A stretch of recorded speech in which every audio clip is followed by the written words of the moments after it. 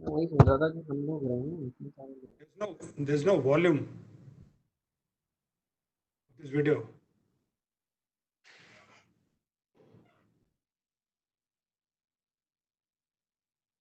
अमित, ये sponsor videos में there is no volume right now.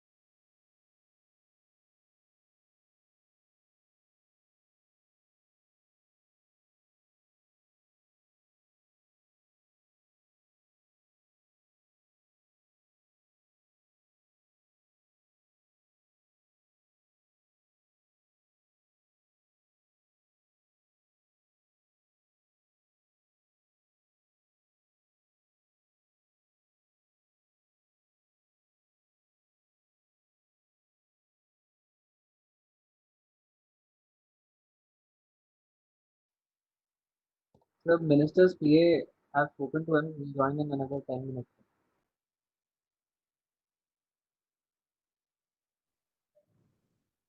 Sorry,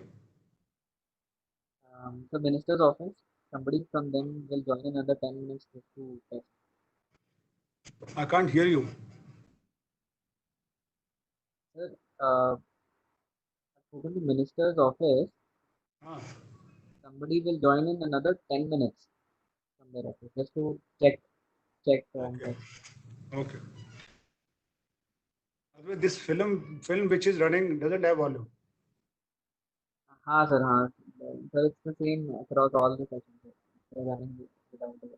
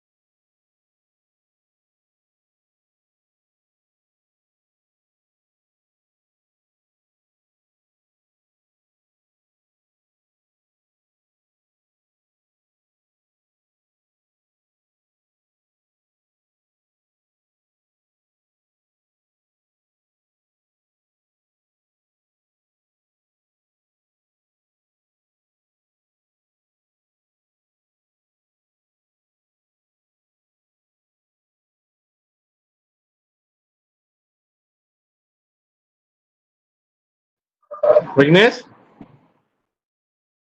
हाँ, विघ्नेश नंद कुमार से और रानी मुरलीधर से बात हो गई है क्या? आप बात करें क्या? महेश देसाई से मेरी बात। विवेक आप कर लो अगर नहीं हुई तो, because he's tying up with the minister. मैं बुला रहा हूँ नंद कुमार को मैंने। अच्छा, और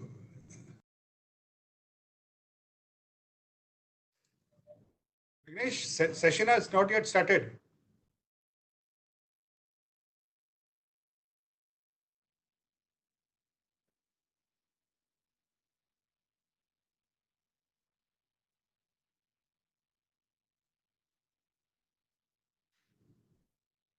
Vignesh,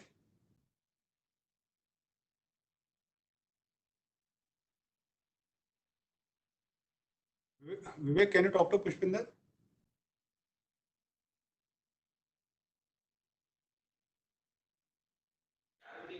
Sorry, sir. I think on CIA Hive session has not yet started. हाँ सर, Okay. अभी right now it's not yet started. It's almost 4 o'clock here.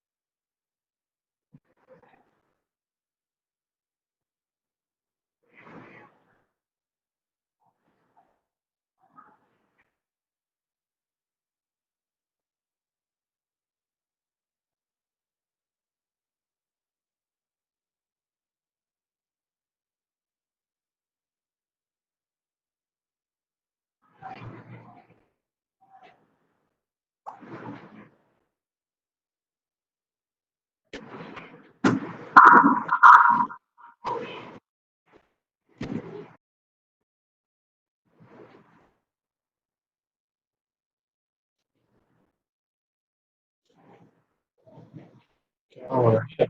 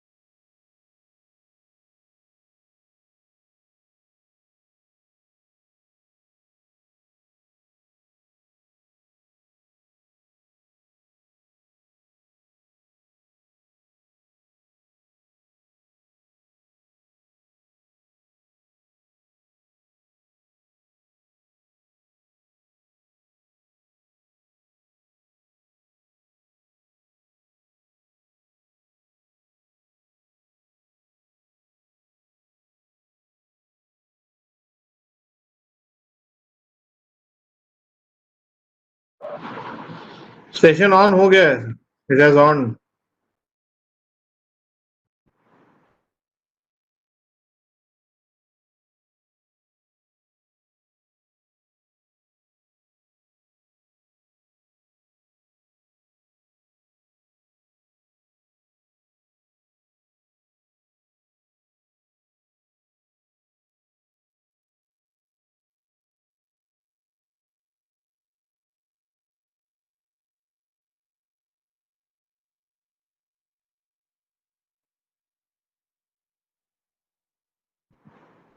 हाँ ये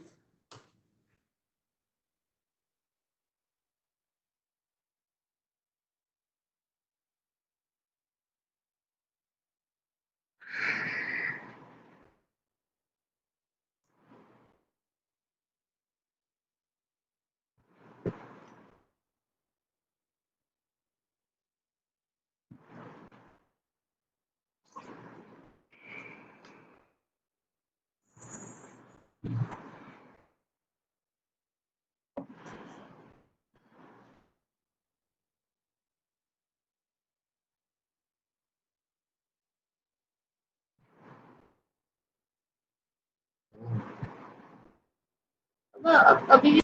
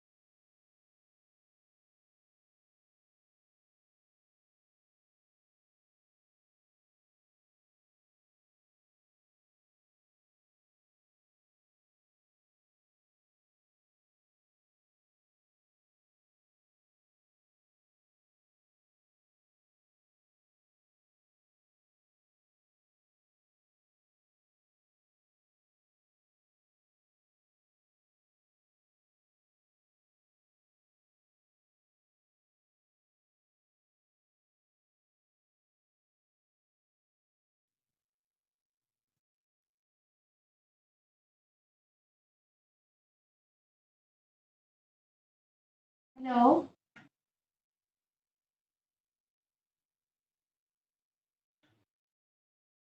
Hi, Yes, hello. ITC. yes, you're from the office of Miss Dorothy Temple. Welcome. Um, we can see you, and your voice is also audible. Thank you so much. Can you hear me well? Yes, we can hear you. Okay, I was just testing the sound. Miss Temple will be in a few minutes here. Great, great. Thank you so Okay, much. thank you.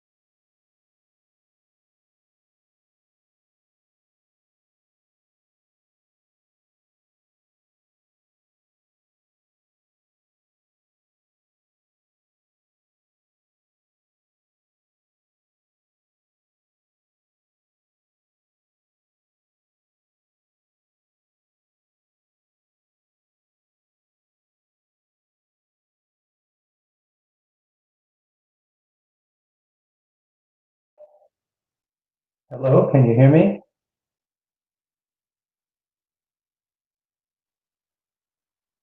Mr. Gamsa, welcome. Yes, We can hear hear you. you. Oh, you can. Okay, hang on a second. Let me see if I can just get this in my ear. Yeah. Hi, good evening, Mr. Gamsa. Good evening. Let me just see if I can get connected through my earpiece. It'll make the sound better.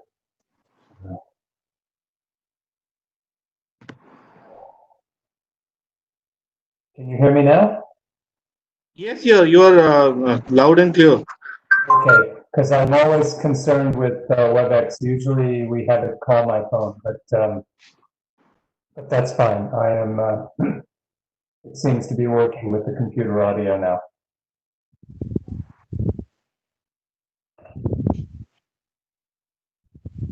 Okay, so I will mute my microphone and sit tight. Yeah.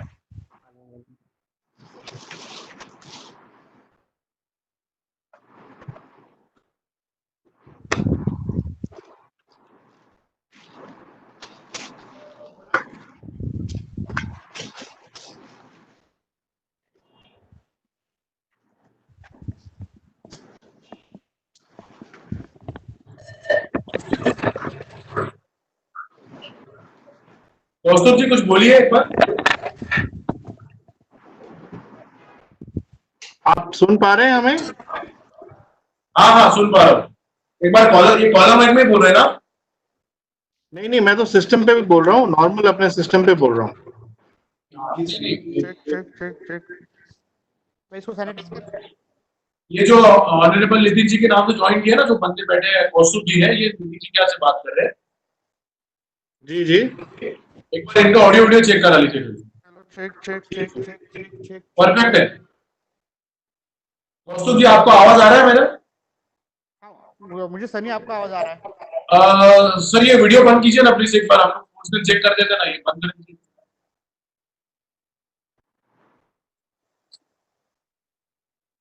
Sunny हाँ बोलिए कौस्तुभ जी. मस्त है frame. Frame कैसी लग रही है ये? एकदम प्रॉपर है. थोड़ा सा झंडे को राइट साइड कर दीजिए, थोड़ा फ्रेम के अंदर. मतलब मेरे तरफ. हाँ आपके तरफ थोड़ा फ्रेम में ले लीजिए. हल्का मेरे तरफ करो झंडे. हाँ अब देखो सनी. नहीं ज्यादा हो गया. नहीं ठीक है. नहीं ठीक है. एकदम इसको हाँ, ये वीडियो बंद कर दो यार. थोड़ा बाहर निकले. हाँ ठीक है, अच्छा है. ये फ्रेम ठीक है. हाँ ठीक है, परफेक्ट है. होस्ट आपसे मेरे को रखिए एक बार. हाँ ठीक है.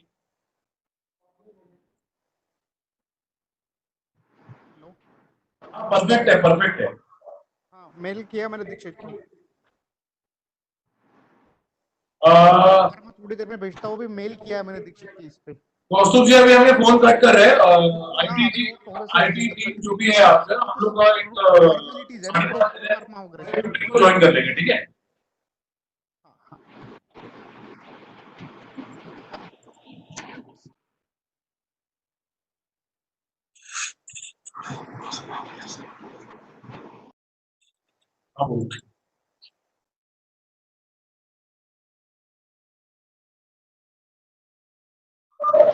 Good evening, Prakash. Good evening, James. Good evening. In fact, James, good morning to you, and good morning to Matthew. Matthew and James, we can't hear you. You need to unmute yourself when you are talking.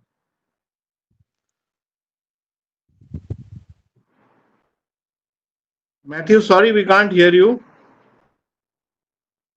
You guys hear me now? Yes. Good morning was what I was saying.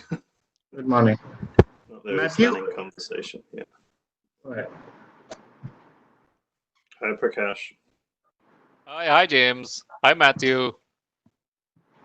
We can't hear Matthew. I think, let me check internally if there's a problem from our side or. Matthew, it looks like your interface is on. You may have a setting wrong on your PC. I had the same thing yesterday where the software thought I was live, but nobody could hear me. There was another setting somewhere in the software stack on the iPad.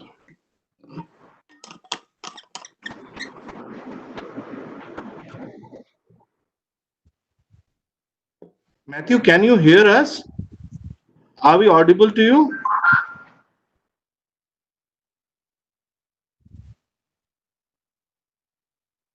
We can't hear you, Matthew. Sorry.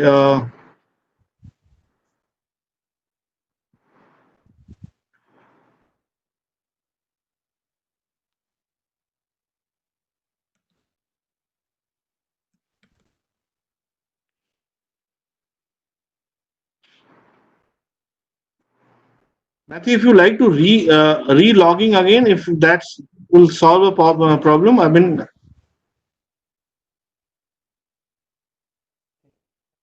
no audio, Matthew.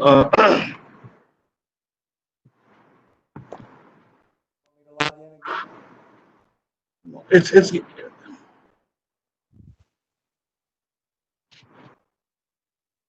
No, sorry, please. We are not been able to hear you. Please.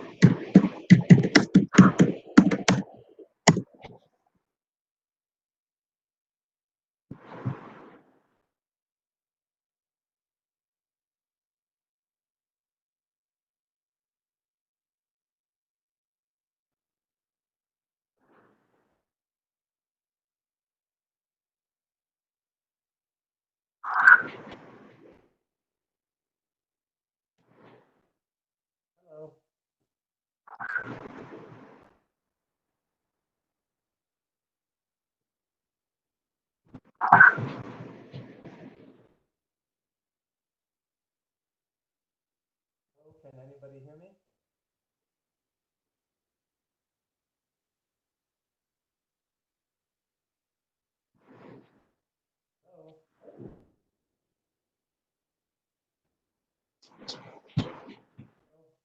Vignesh, Can anybody hear me?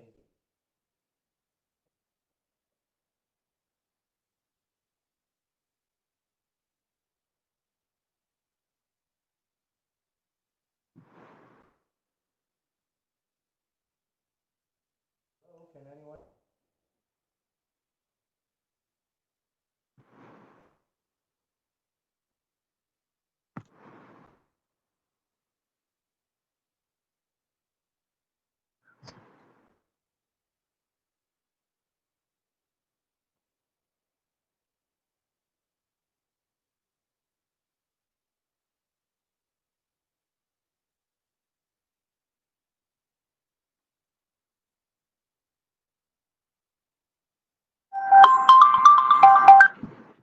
Sir?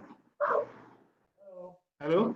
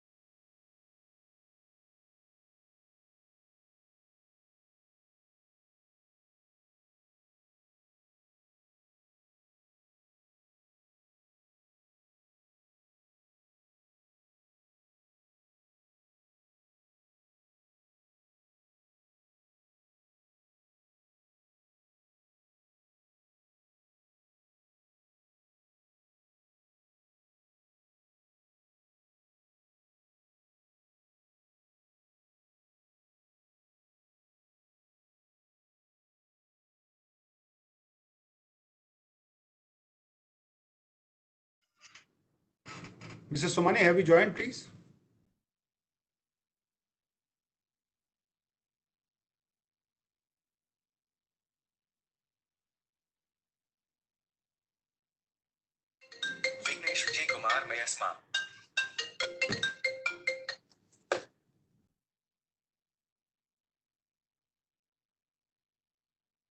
कमाल करता है यार तू भी.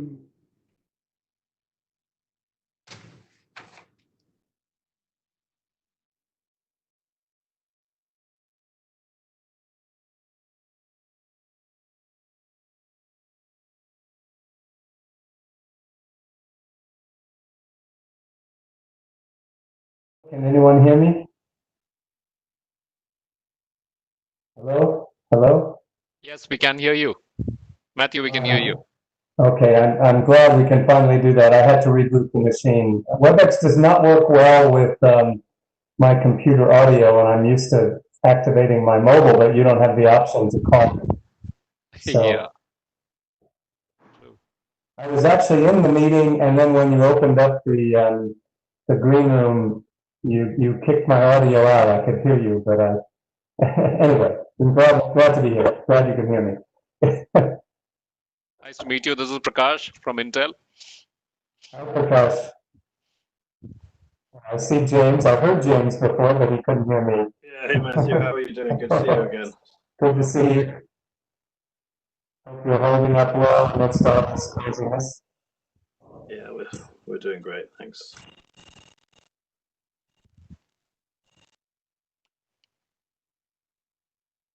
I was a little nervous that I wouldn't get this through in time.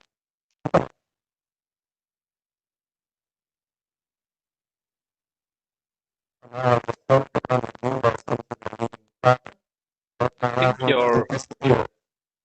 your headset is Yeah, the audio cutting in quality and out. is yeah. Mr. Somani, have you got the papers? Can you hear me now? Still can't, Matthew. It was really bad, Matthew, on your a lot of static.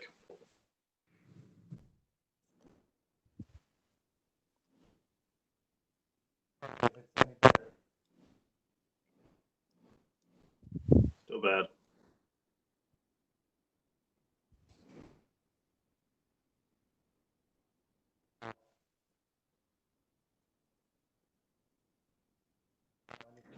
Oh, inaudible.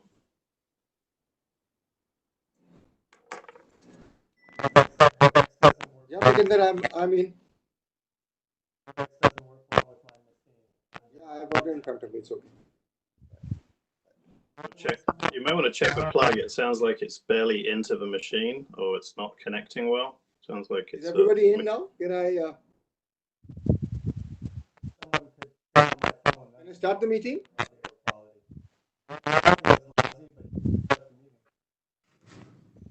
Yes, please. Am I audible? Yes, you're audible. Okay, thank you. Good afternoon, everybody. Thank you for joining this webinar on making Indian SMEs globally competitive. To brief everyone, we will have an hour's discussion with our distinguished panelists, which will be followed by a time of interjection with the Honorable Minister Shri Nitin Gadkari, who will be joining us at 5:30 p.m. We look forward to hearing him as well.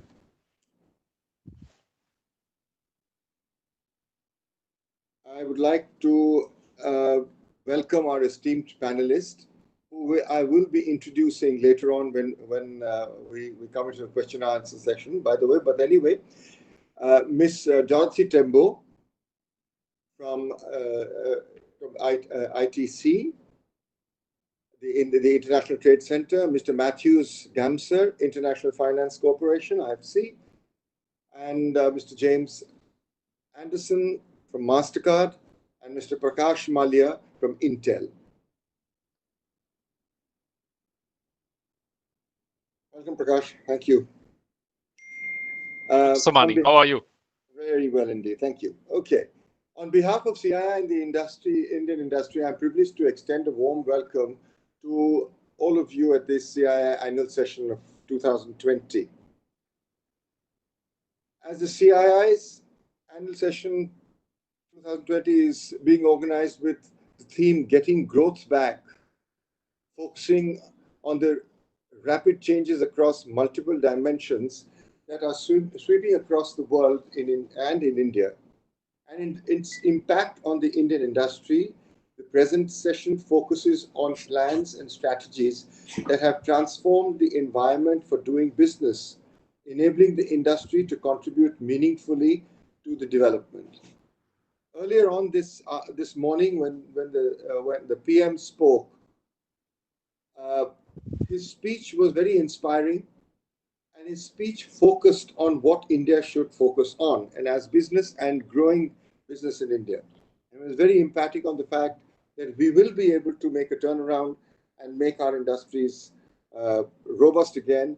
And he particularly made a mention on the role of MSMEs. I'd like to tell you that 67% of CII's membership forms the SMEs. We have initiated a host of impact-oriented measures towards competitiveness, building capacity, and creating requisite support services. These are aimed to help them participate effectively in global supply chains. The CII Center of Excellence for Competitiveness of SMEs in Chandigarh has helped technological and entrepreneurial excellence in over 3,100 enterprises in over 255 clusters. The center is also engaged in appraising and training the SMEs in management and HR practices, training and capacity building in energy management, management has helped over 1,500 enterprises save funds. Our new initiative called the Project CII Tech Saksham was initiated last year for creating awareness and on latest technological development, in addition to conducting training and hand-holding workshops throughout the country. Prakash and I work closely on this project.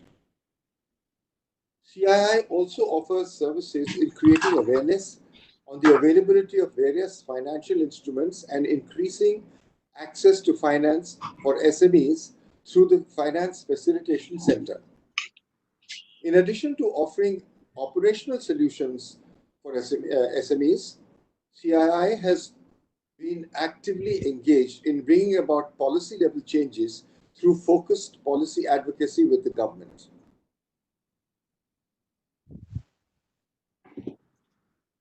As a brief to the ongoing and the session today, we first would call on recovery. Amidst these difficult times, the micro, small, and medium industries are the most badly hit. And in this panel discussion, we are going to discuss about two broad strategies for helping our SMEs to, one, rebuild, and second, to rebound. The lockdown has severely hit the SMEs sector and their backbone is broken. With unsustainable losses, massive cash flow issues, and flight of labor. What needs to be done is to help the SMEs to stand on their feet again, to rebuild themselves. How can this vicious cycle be broken, and what will this recovery look like? Secondly, rebound is in every recession. A few businesses grow while competitors shrink or even fail.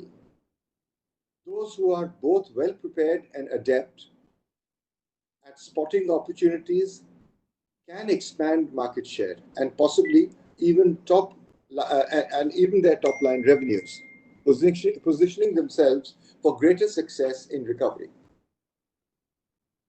I have some questions for each of our panelists today on these two strategies specifically, and I will request each panelist to answer in 4 or 5 minutes, if possible. But I would definitely like to see this as a free-flowing discussion. Therefore, ladies and gentlemen, please chime with me in the comments and views by using the chat box.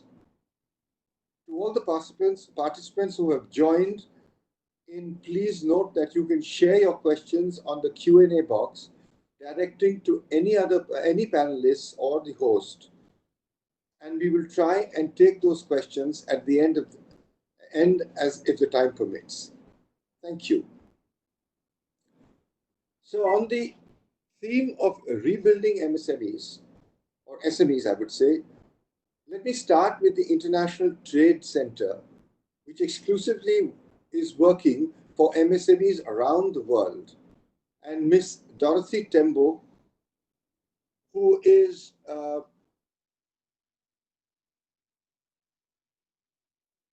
the Zambian by nationality. Ms. Tembo was previously Deputy Executive Director of ITC from June 2014. Prior to her roles at ITC, Ms. Tembo also served as Executive Director of the Multi-Donor Funded Enhanced Integrated Framework Program, EIF, at the World Trade Organization.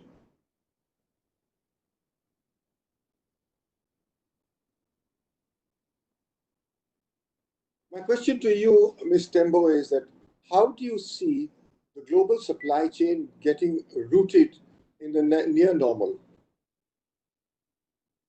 Can you highlight some case studies of the governments who are successfully ushering their SMEs into regional and global value chain in the new normal? Ms. Tembo. Is Ms. Tembo here? I'm very much here, and Good evening and good afternoon, perhaps to others who include myself from this end. Indeed, always a pleasure to join CII in the various events that we keep being involved in whilst working with yourselves. So I very much appreciate being given the opportunity to join you in this important conversation this afternoon. First, I wanted to, as you rightly pointed out, ITC's mandate is one that revolves around working with micro, small, and medium enterprises in enhancing their competitiveness, and through doing that we are indeed pushing them in the direction where they take a full advantage of the business opportunities created, whether it's in the multilateral context, regional context, and indeed to some respect at the domestic level as well. So that said, we found it really important for us to move forward as quickly as possible to not only reach out to the MSMEs to better understand what issues they were being confronted with in the context of COVID-19, but also in so doing that we would then collectively work together with themselves and ourselves together with other partners in terms of defining potential solutions that could adjust. First point I wanted to make is that we undertook a global survey which gave us some very good understanding in terms of what impact the COVID-19 was having. And it just confirms what you just said, moderator, which is that there is a huge negative impact on the small businesses. From our findings, we have found that 1 in 4 of each of these businesses are being threatened with permanent closure. So I just wanted to reaffirm the message that you put forward in your introductory remarks. One of the key issues that has come out of this business survey is that the companies have been confronted with a situation where they don't have a very good understanding of the context. And because they don't have a good understanding of the context, it has been very difficult for them to actually pinpoint where the support might be required in certain respects. And this is where we as an organization have invested a lot of time together with our parent institutions, UNCTAD and the WTO, to put together not only tools that would make these companies better understand the situation that is prevailing, including the trade measures that have been put in place, trade-related measures that have been put in place, but from a perspective of trying to address the public health issues, but ultimately affecting the flow of trade. So these are some of the tools that we have put in place. The Global Help Desk is a one-stop shop that puts in place all information on trade-related measures. So it's supporting transparency and indeed access to this information. What are some of the issues that we think will need to be addressed going forward? I think priority number 1 is making sure that we're keeping the markets open and investing in trade as a means of growth and opportunity. I think it is very clear to us that on the rebound, or on the rebuilding and on the rebound side, unless trade is happening, as you again rightly pointed out, this dependency on the socioeconomic pillar is one that has to be looked at critically and is also one that has to be enabled, because I think the primary focus from where we stand is a lot of the conversations were around finding quick solutions to mitigate the health side, and rightfully so. It needed to be done. But at the same time, if you put in place measures that inhibit the trade to happen, then you are putting yourselves in a much more difficult situation, because that is what is supposed to offer the lifeline for you. So making sure that the micro, small, and medium enterprises are still able to have some minimal continuity within the current context, but building on that to make sure that we are then repositioning ourselves for the post-COVID-19. What are some of the issues that need to be addressed in this context? One is adapting to structural shifts in supply chains to provide more robustness. And here, it is really with the objective of making sure that we are providing business and consumers with the certainty and predictability of the supply. And I will perhaps leave out some of the details so that maybe I give time to others also come in. The second point is that we need to be adapting to changing demand and market opportunities. I think most countries have realized as a result of this situation that perhaps there needs to be some move towards looking for alternative sources of some of the supplies. Effectively, there could be a possibility of also shifting supply to the regional side. Wow, great. At least you can see what I look like now. Thank you so much. So shifting this more to look for other opportunities and markets within the emerging context. Third is creating more resilient supply chains with, of course, the robust links. And fourth is strengthening the ecosystem in which SMEs are operating. And here we have been shown that we really need to address ourselves, not only to better access to information, but addressing logistical issues and other barriers such as digital connectivity, as well as the issue at the core of this is also relates to the access to finance aspects. In all this, what we are trying to do is ensuring that we are addressing the totality and in a comprehensive way the other aspects that relate to the ecosystem that will enable business entities to better function. This is an opportunity to step back and be able to see how businesses also reposition themselves, but in repositioning themselves, that the supportive infrastructure and indeed the policy aspects are also addressed to ensure that you have the appropriate outcome. Where have we seen some of our work going? We have some projects in EU Sri Lanka where we are doing a trade-related capacity building where we've had to adjust in terms of how we've been providing the technical assistance there, moving more into the virtual space, of course, because we are constrained by movement at this present point. Second point is we also have a project in Kenya where we have moved more to work with the different companies to use the e-com channel as a way of reaching out to the different markets. But all this, we have come up with a 15-point action plan, which speaks to the different segments that we work with. One is business, and essentially there it's looking at adapting to the new environment and finding different ways and processes of doing business, but also different ways of communicating. The business support organizations, I have already spoken to that.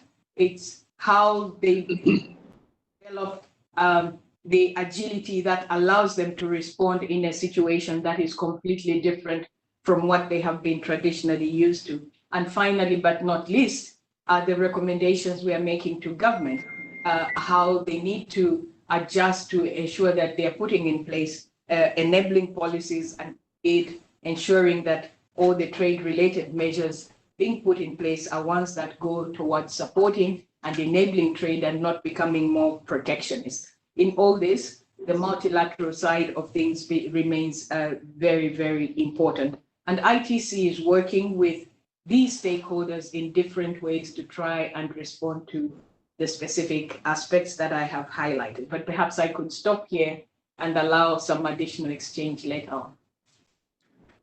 Thank you, Ms. Tembo, indeed. Let me come to Mr. Matthews Gamser. Mr. Gamser is the CEO of the SME Finance Forum at the International Finance Corporation. He has over 35 years of experience in private enterprise and financial sector development.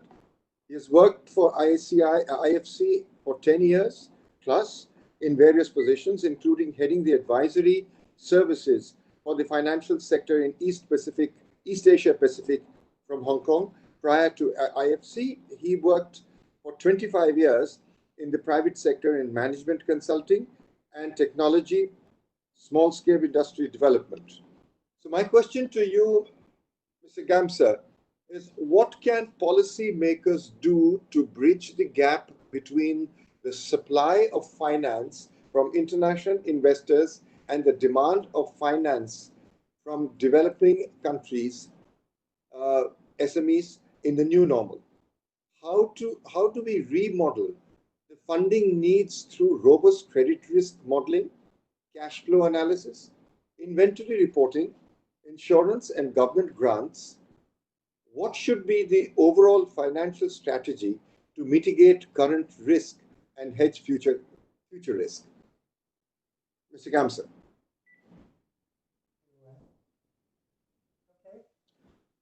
Perhaps you have to unmute yourself. Yeah.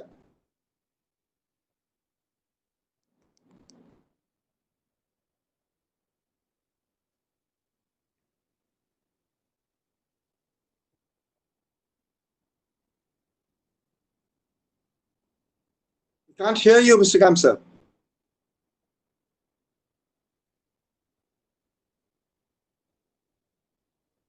Sorry, I can't.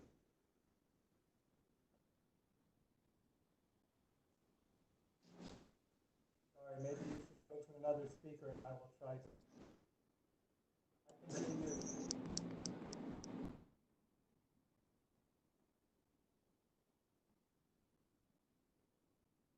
Sorry, I will exit and go back in.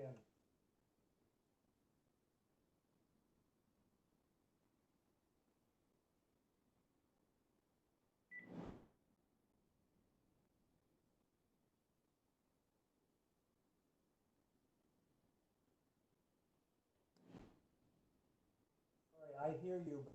Mr. Somani, I think Yeah. Matthew is trying to log back in. Maybe you could proceed and we can come back. I think we can do that. Yeah. So till we sort out the issues that we are having with the sound, let me turn to Mr. James Anderson. Mr. Anderson is the Executive Vice President of the Commercial Products at MasterCard and as a member of the company's management committee. In his role, he is responsible for all the MasterCard products and programs targeted at business users, including small and medium businesses, and travel and entertainment programs, virtual card solutions for accounting payables, and a set of new business-to-business products under development. Mr. Anderson, my question to you is, what is the outlook of business post-COVID-19? Do you see small businesses across the world moving towards digital transformation? Mr. Anderson. Yes, Mr. Somani, can you hear me well? Yes, don't want to have another. Oh, very good. Delighted to be here and be part of the CII's event. Normally, I would have traveled to this event and spent 18 hours on a plane coming from New York, and all I had to do for this one was get up 45 minutes early. So there's some benefits to being on lockdown, I guess. But it would obviously be much better to be in person, but we appreciate the efforts of the CII to do this virtually. So at MasterCard, we have a unique lens, obviously, on the global economy as a major payments provider. And I have the privilege of supporting as you mentioned, the commercial programs and products that we offer, including the programs that address the needs of small business. So we have a perspective on what's happening around the world to small business. And of course, as Ms. Tembo said, the lockdowns have had a very negative effect on small business. And the lack of capital resiliency obviously has an impact on their viability. What we're seeing from our perspective is absolutely an acceleration of the existing trend to all things digital. And so we're seeing that. Let me address kind of 3 points maybe to help bring that to life. So obviously consumer payments is kind of our core franchise of our business. And so the migration of those consumer payments to digital has been underway for 20 years and is continuing to accelerate as a result of the social distancing and as a result of people being less comfortable handling cash. And so one of our programs that's been in market for a number of years, which is contactless payments, we've seen a very significant upgrade or up in interest amongst consumers. So that's one piece. I would say the second piece that we are seeing a lot of interest in from small businesses, and we're very much encouraging it through some of our programs, is a transition to digital operations. And these are the operations that are customer facing. So many small businesses continue to operate only in the physical world, and they're really lacking an opportunity to engage with customers through digital tools and technologies, including websites and other techniques. And so we're seeing an uptick in demand there. And when I say operations, because these are the customer-facing operations, so it's things like order ahead and pick up, technologies that enable people to reduce the social engagement, but still engage in commerce. And then I would say the third thing we're seeing a lot of interest in around digital and small business is digital back office. So we participate in the consumer-facing payments, but also business-to-business payments.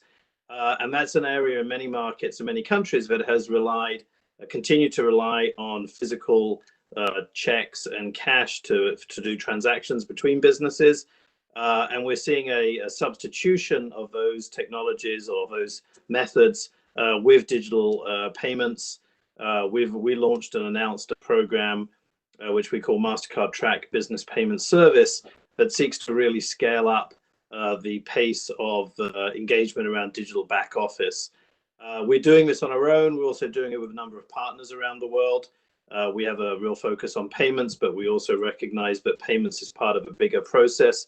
So there's a number of partnerships that we've created around the world to accelerate that and to help our customers serve the small business needs of the people that they work with. So a lot of challenge, but from that, a lot of creativity, a lot of ingenuity, and a lot of opportunity for those people for those enterprises that are able to jump on the latest technology and be able to use it to change certain aspects of their operations.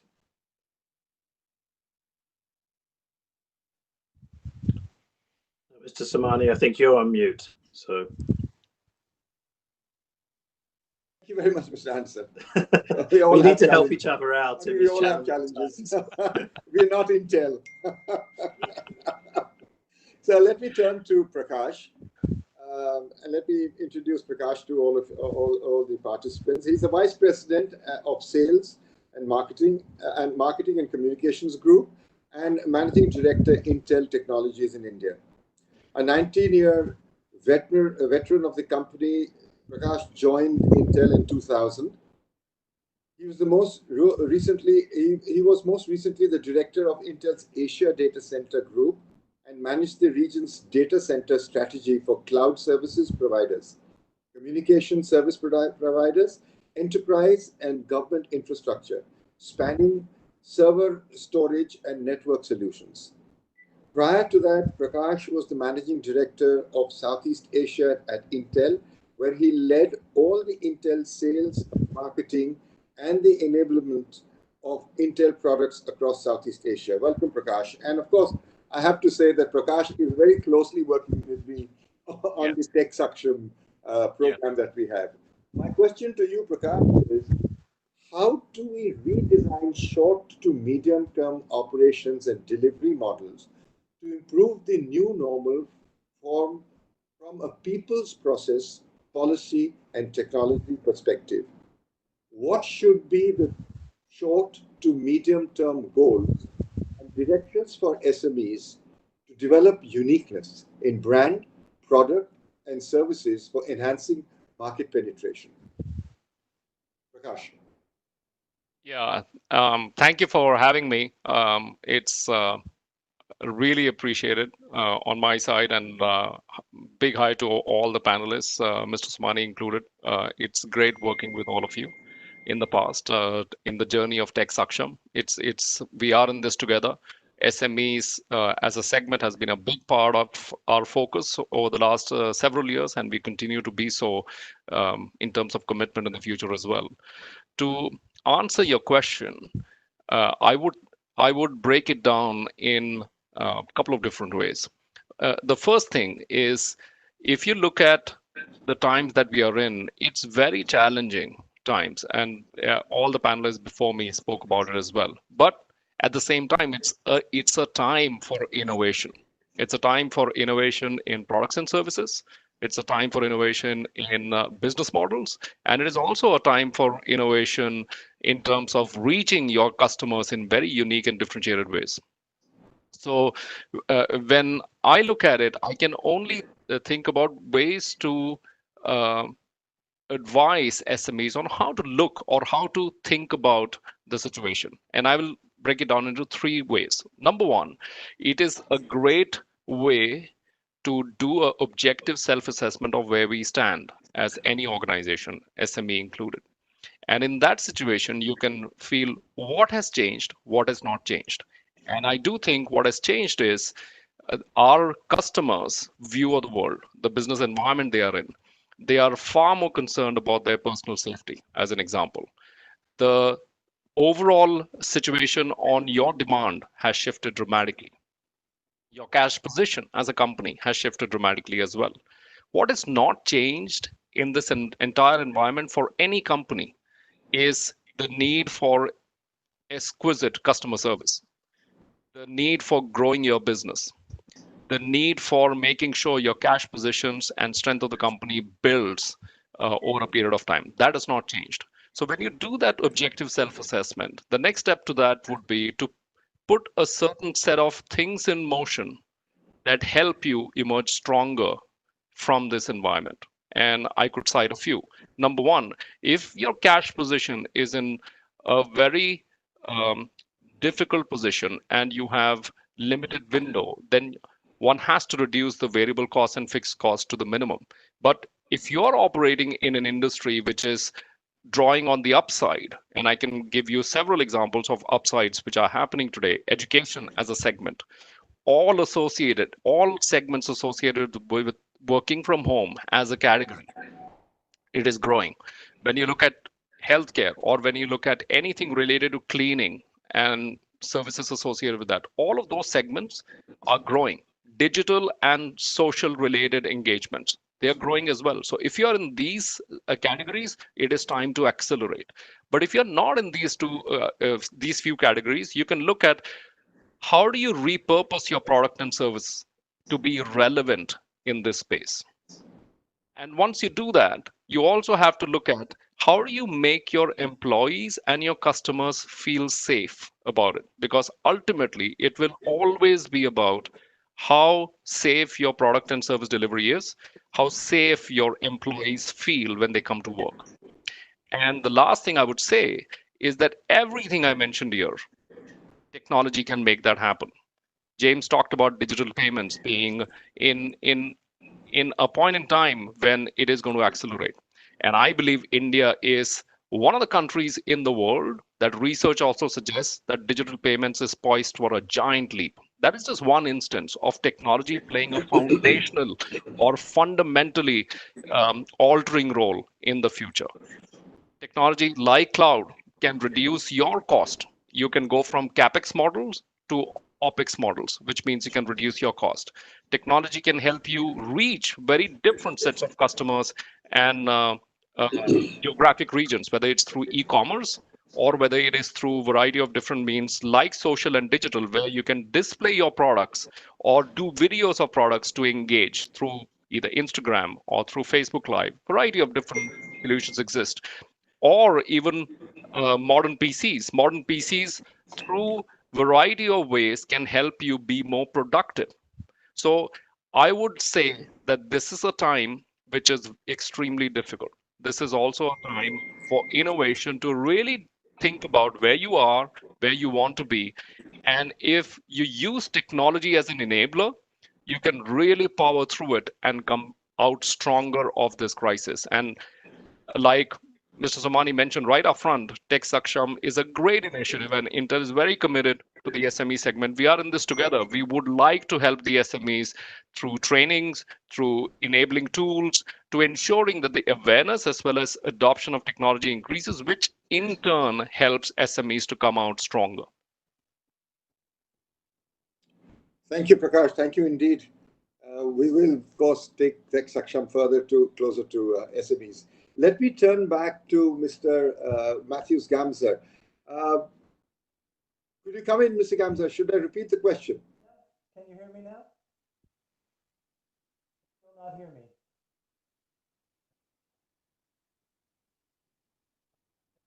Matthew, you're coming through, but you're incredibly Now- low volume. It may be a volume setting, but you're coming through very quiet. I tried to take the volume as high as I can. Hopefully you can. I just wanted to, you can hear me. James, raise your hand.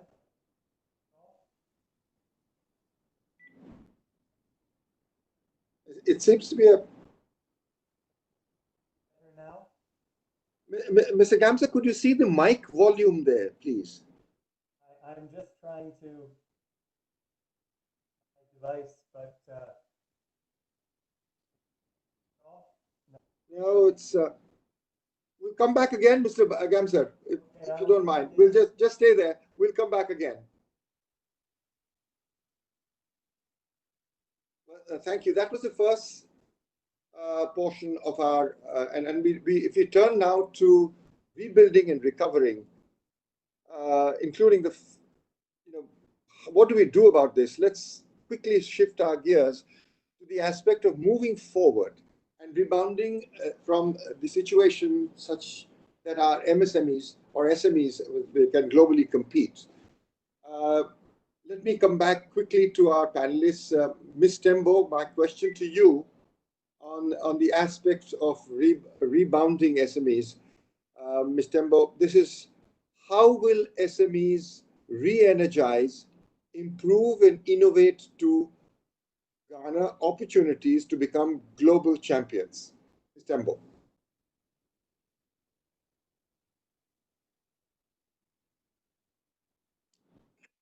Much for that question, and I will respond to it in coming back to a point I had made earlier on, which relates to some of the work that we have been doing, which revolves around the 15-point action plan, which for which we have segments for the businesses themselves.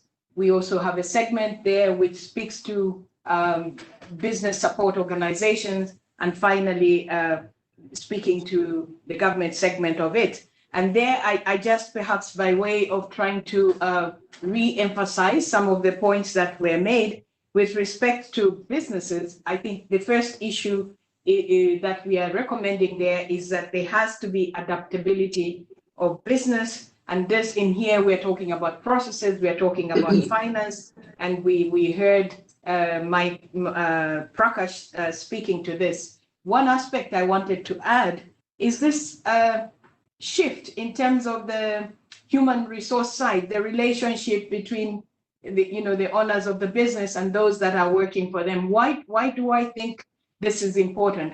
We have seen from some of the companies that we have been interacting with that in this very challenging period, one of the issues that has enabled some of the companies to survive is having that better understanding between the owners of the company and those that are working in terms of supporting the production facilities. So you have a very different way of communicating that signals a partnership rather than a worker or an employer and an employee basis.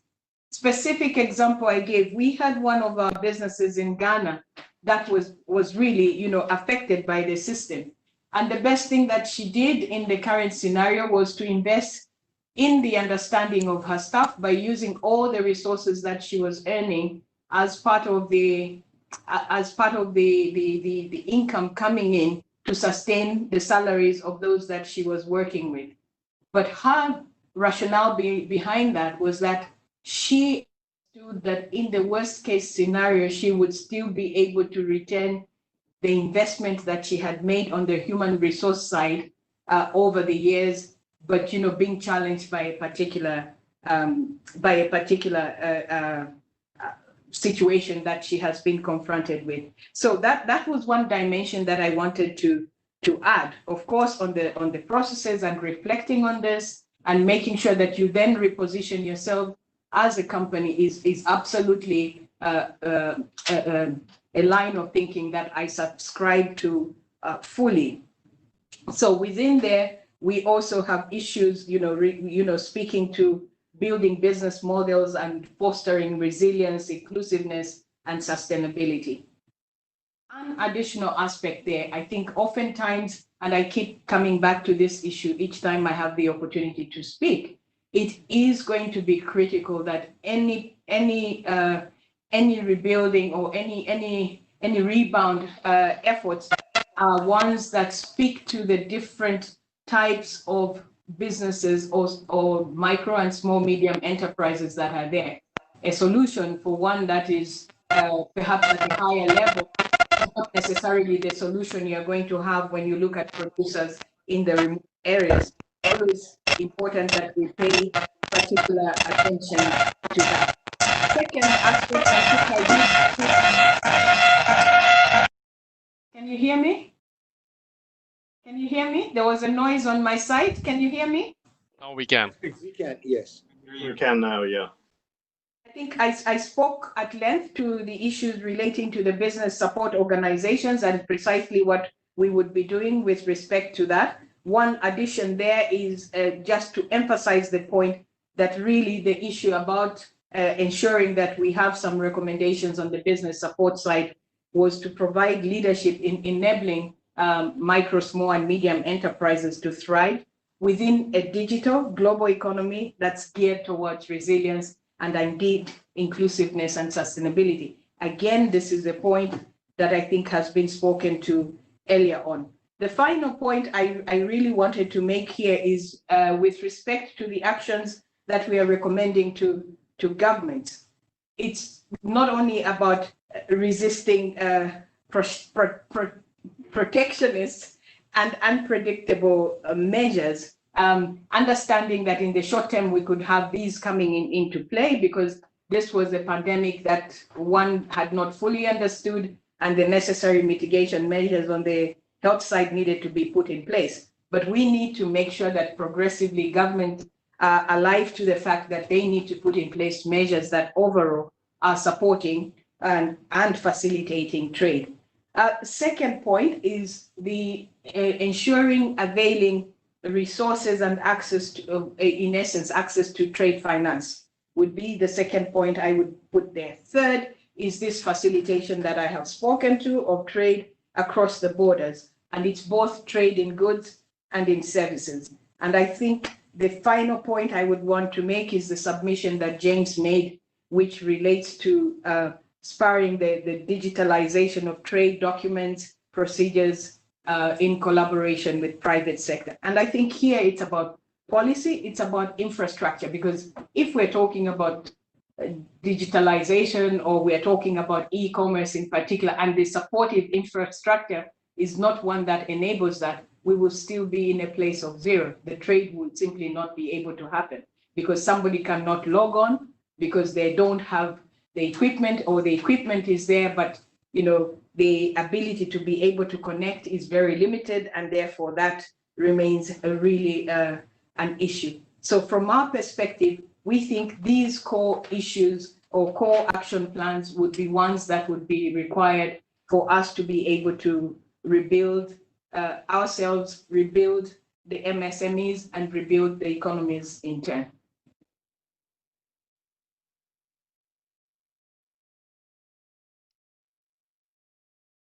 Mr. Somani, you'll have to unmute, please. Mr. Samani, you're on mute. And if you can hear me now, this is Matthew Gamser. I hope you can hear me now. Mr. Boya, can you hear me now? Yeah, We can. I'll turn to Mr. Anderson now. Oh, Mr. Samani, Mr. Gamser's coming back in and I can hear him fine, so I'm happy to defer and let Matthew speak. Mr. Kamsar, are you there? Yes, I am. Can you hear me? Lovely. Yes, loud and clear. Let me skip the first portion of it because we're getting late. We're now in the position of how do we rebound our SMEs. So my question to you would be, what are the new age funding instruments for easy access to SMEs globally, and ways and means to ensure that last mile delivery who are rebounding post lockdown? Sure. Well, some international best practices which you would like to highlight and recommend for India? Sure, and thank you for having me. Good morning from Washington, good afternoon and good evening to everyone on this call. It's ironic that the only one who's doing more than one WebEx a week couldn't find a way to get my voice heard on this WebEx. But now that I've called in via my phone, I've completely failed to have my my computer work. But hopefully you can hear me.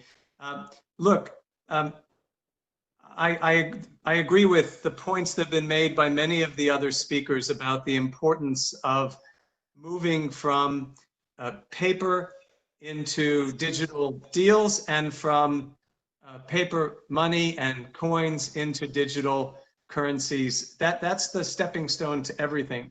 But then what do we build on that that's going to actually help us have the right instruments for India's SMEs?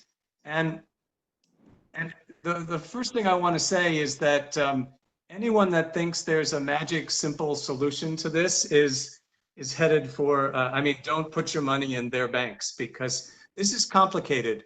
And yes, we can point to a few sectors that are obviously going to thrive right now, like you're making medical equipment that's necessary for COVID-19.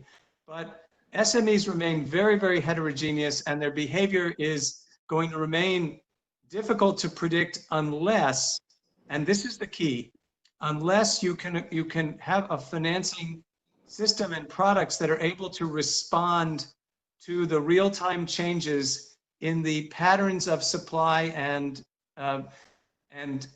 demand behavior of the SMEs. And the good news is that we do have those products in some parts of the world.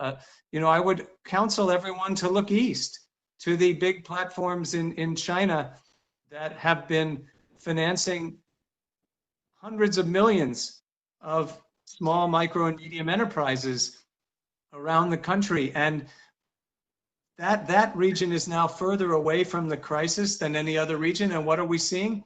We're seeing that not only are these institutions able to better adapt with their clients because they're processing the real-time daily cash flows, but they're also able to be of help to the wider banking sector. We have a number of initiatives that the government has helped to broker, where these platforms that have acquired the capacity to help structure the SMEs' data are extending that data knowledge to other Chinese, to hundreds of Chinese commercial banks, and are enabling them to use their balance sheets also to make loans to clients that they didn't have an adequate grasp on before. And again, the change is it's having a product that is based on real-time transactional analysis and also has the flexibility to adjust based on changes in that real-time analytics. So the days of fixed payments on a term loan, you know, credit lines with monthly payments, these are what we have to move beyond into these more hybrid adjustable products. And the good news is that we already have examples of this, and I could have gone west to give examples too, but I'd like to go east because everybody always goes west. And also because I'm sitting in the West, and so I'd rather tell you that you can look east and find models. And the best news for India, as others have already said, is you've invested in a core infrastructure that really helps your country's innovative people to build more effortlessly these products, because the government has already made a fundamental investment in some of the core structures that don't exist to the same extent in other countries. So using that infrastructure, making sure that you make that real-time data available, and then helping finally not just exporting SMEs, but all SMEs to have more structured marketing relationships so that their transactions can be better tracked and traced, will enable the building of better financial products in India in the long run. Thank you. Thank you. We are really running out of time, so may I request Mr. James Anderson and Prakash to be a little quick, just a minute if you can take, because then the minister is going to come at 5:30. So let me ask Mr. Anderson this question. What are the innovative financial tools which you could recommend to SMEs who are rebounding in post-lockdown? And also, what will be the role of data to understand the potential of new streams of revenue for SMEs? Yeah, thank you. So actually, I'm going to build on what Matthew said, because I think there's a lot of insights there. So for something we're working on and we're going to be bringing to India later on this year is a program that actually taps into data that hasn't been visible and previously used, which is what small businesses buy from their suppliers. Oftentimes that's been in cash and hasn't been visible and hasn't facilitated any kind of credit access. So we've built a program called Track Microcredit. We've launched it in a couple of markets. We're bringing it to India. And we think it's very interesting because it actually does a lot of what Matthew said, which is it taps into data that hasn't been visible. That data is real-time data. It's the data that people are buying from their providers, like retailers are buying from their wholesalers and manufacturers. And it provides that data in an anonymized but in a synthesized way to banks to facilitate lending. So very much in the theme of how do you create real-time lending? How do you create this very dynamic environment where activity drives its own financing? And so, although we're not a lender ourselves, as a payment network, we've always been in the business of facilitating information transfer, very value-added information transfer between different participants in a commerce ecosystem. And so, it's a continuation of that. It's a bit of a diversification, a bit of change of direction towards supporting small businesses specifically with lending, but still bringing the banks in for the actual extension of credit, but accessing different data that hasn't been visible before. So we're excited by that program, also excited to be bringing it to India later on this year. Thank you, Mr. Anderson. Prakash, question for you. With the current scenario due to the pandemic, what new strategies need to be adopted for skill development with entrepreneurship, and which capabilities do SMEs require to embrace technological and digital transformation to rebound their businesses? 1 minute, please. Yes, I would think that the trends are getting crunched. What could have taken 5 or 10 years, I believe is going to happen or unfold in the next 12 to 18 months. So all the SMEs have an opportunity to learn more about their customers because the customer buying pattern is changing. There was a McKinsey report that they did a study across 11 countries. 90% of the selling, as an example, is happening through web or phone or remote means. And 50% of the people surveyed felt that this will not change even after pandemic goes by. So some of these will remain unchanged. Even customers in this environment where safety is a problem, they are going and looking for how do I buy in a safe manner? Can I buy through e-commerce? Can I buy through bigger stores so that I don't need to go through multiple stores? So all of these insights can help customers or SMEs to become way stronger. So my advice to SMEs would be utilize this opportunity to invest in digitization and technology that helps you leapfrog not only the pandemic, but also ensures that next time this happens, and absolutely, I have a very high degree of confidence that next pandemic will come. The question is when. In that situation, the SMEs are not left wanting for the same set of challenges that they are facing today. So now is the time to really invest, get ahead of the trends, and also ensure it doesn't happen again. So the mindset change would be the biggest advice I would have. Leader of the SME as an organization has to adopt the change or the learning mindset himself or herself so that it flows through within the organization. And as long as you are adopting a learning mindset, whether it's analytics or whether it's the new ways of understanding the customer needs, new ways of reaching the customer. It could be several different ways you could use technology to be efficient, to be effective, to be leader across your industry segment. These are the kind of things that come only over a period of time. It is not a point in time conversation. So how do you exit the pandemic with a learning and agility that requires to not only just get by, but be ahead and lead the race in the future? Because keep in mind that SMEs in a traditional environment were geographically bound. They could only sell within the country or within the region. Technology will help you on a path to scale way beyond geography. So the opportunities are unlimited. And I would close with saying Intel and our ecosystem is very committed towards helping SMEs through that journey, because the end of it would be extremely exciting time. Thank you, Prakash. We're really coming to the end of our session, but we have just 2 minutes. I can probably ask lots of questions. Let me ask you one question from Mr. Ashok Sehgal, not you, but Miss Dorothy Tembo, please. He's the co-chairman of the SME National Council, and he wants to know, in the new dynamics post-COVID crisis, internationalization of SMEs can only happen if there tremendous focus given on health and safety norms globally to ensure business continuity. What kind of role could ITC would like to play to develop new norms for sustainable growth? Ms. Tembo. A very difficult question left for the end, but indeed, I mean, I do absolutely agree with the question being posed there. And here, as an organization, we continue to focus on the health side of things, but from a trade perspective.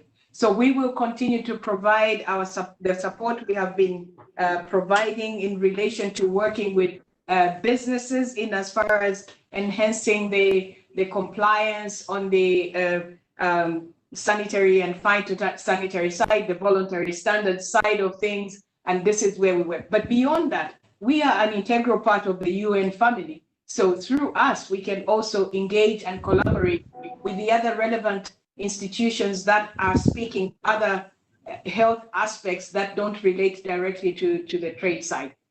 So this is perhaps what I would say. This is a service that has been at the disposal of developing countries and indeed businesses. We do have a dedicated segment or part of the organization that is actively working on providing solutions that will enable businesses to export. Thank you, Ms. Tembo. Thank you to every panelist. I must say thank you very much. Despite all the challenges, we've been able to try and wrap it up at 5:30. Nevertheless, what the message that I get for SMEs is that digitization improvement is important. Conserving cash is important. Intelligently applying their cash to the businesses to sustain is important. And from the finance world, it's important to see the new digital methods and the new, shall I say, hybrid adaptive methods of financing. We would love to see that in India. And with this note, and to thank you everyone for being with us. I would now like Mr. Chandrajit Banerjee, Secretary General, to come in. Chandrajit, the floor is yours. We're still waiting. We're still waiting for our minister to join, and he's just about coming to his chair. We'll just wait for a couple of minutes. Thank you very much, Mr. Shrikant Sawani. Mr. Chairman, if I could make one remark on behalf of the development finance institutions of the world. We have a number of programs in place, not just from the IFC, but from many of our peer institutions that are giving very concrete incentives to our SMEs to do better sustainably. And it's very simple. If I can get quicker payment and cheaper payment, if I do better in environmental and social audits, I'm going to invest in those audits. And that's what we found a few years ago, and we're ramping up those sort of programs as fast as we can. The challenge is developing the capacity to go to smaller and smaller firms and do those audits at scale and do them affordably. But the will is there, I assure you, in the global development finance community to reward good behavior. And we're seeing that in a number of segments around the world.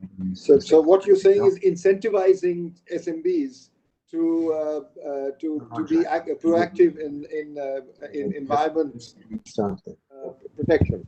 Is that right? There's no better incentive than knowing I'm going to get paid faster, sure, and knowing I'm going to get cheaper financing if I have a better score on my audit for my environmental and social compliance. That's taken a situation. I used to work in Southeast Asia for IFC, where we couldn't get small businesses to let the auditors in the door. Now they're queuing up because they want that cheaper financing. And they want the capacity building training to get better scores. Wonderful. Matthew, didn't realize we have something in common, Southeast Asia. I spent my time in Southeast Asia as well. Yes, well, I was 5 years in Hong Kong for IFC working in the Asia region, and I was also 6 years working with the Small Industries Development Bank of India many years ago on microfinance. So it's a pleasure to be back speaking to an Indian audience. Nice.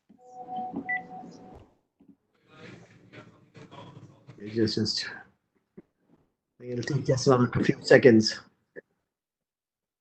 You can see the minister's office. Yeah.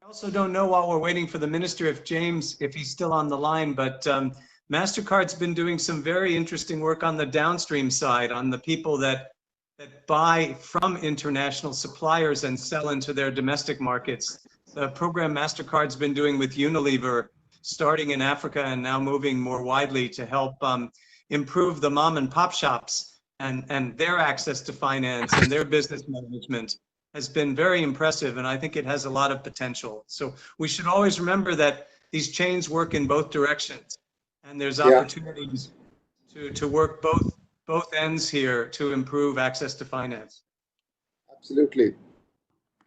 We need to have innovative methods of financing the SMEs in India, that's for sure. And I'm sure, like in all areas, that India is going to be cited very soon as one of the more innovative and successful countries. It's often, we have a legend in Western folklore about the tortoise and the hare, and the hare, of course, goes ahead fast and then messes around, and the tortoise ends up winning the race. And I see India as the tortoise here. It's rarely first to market with the innovations, but it always seems to come along and do very well in the long run. So I'm very bullish on where you're going to get to. We sincerely are hoping to grab these opportunities, that's for sure.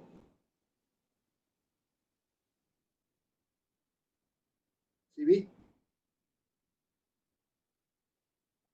You're muted, CB.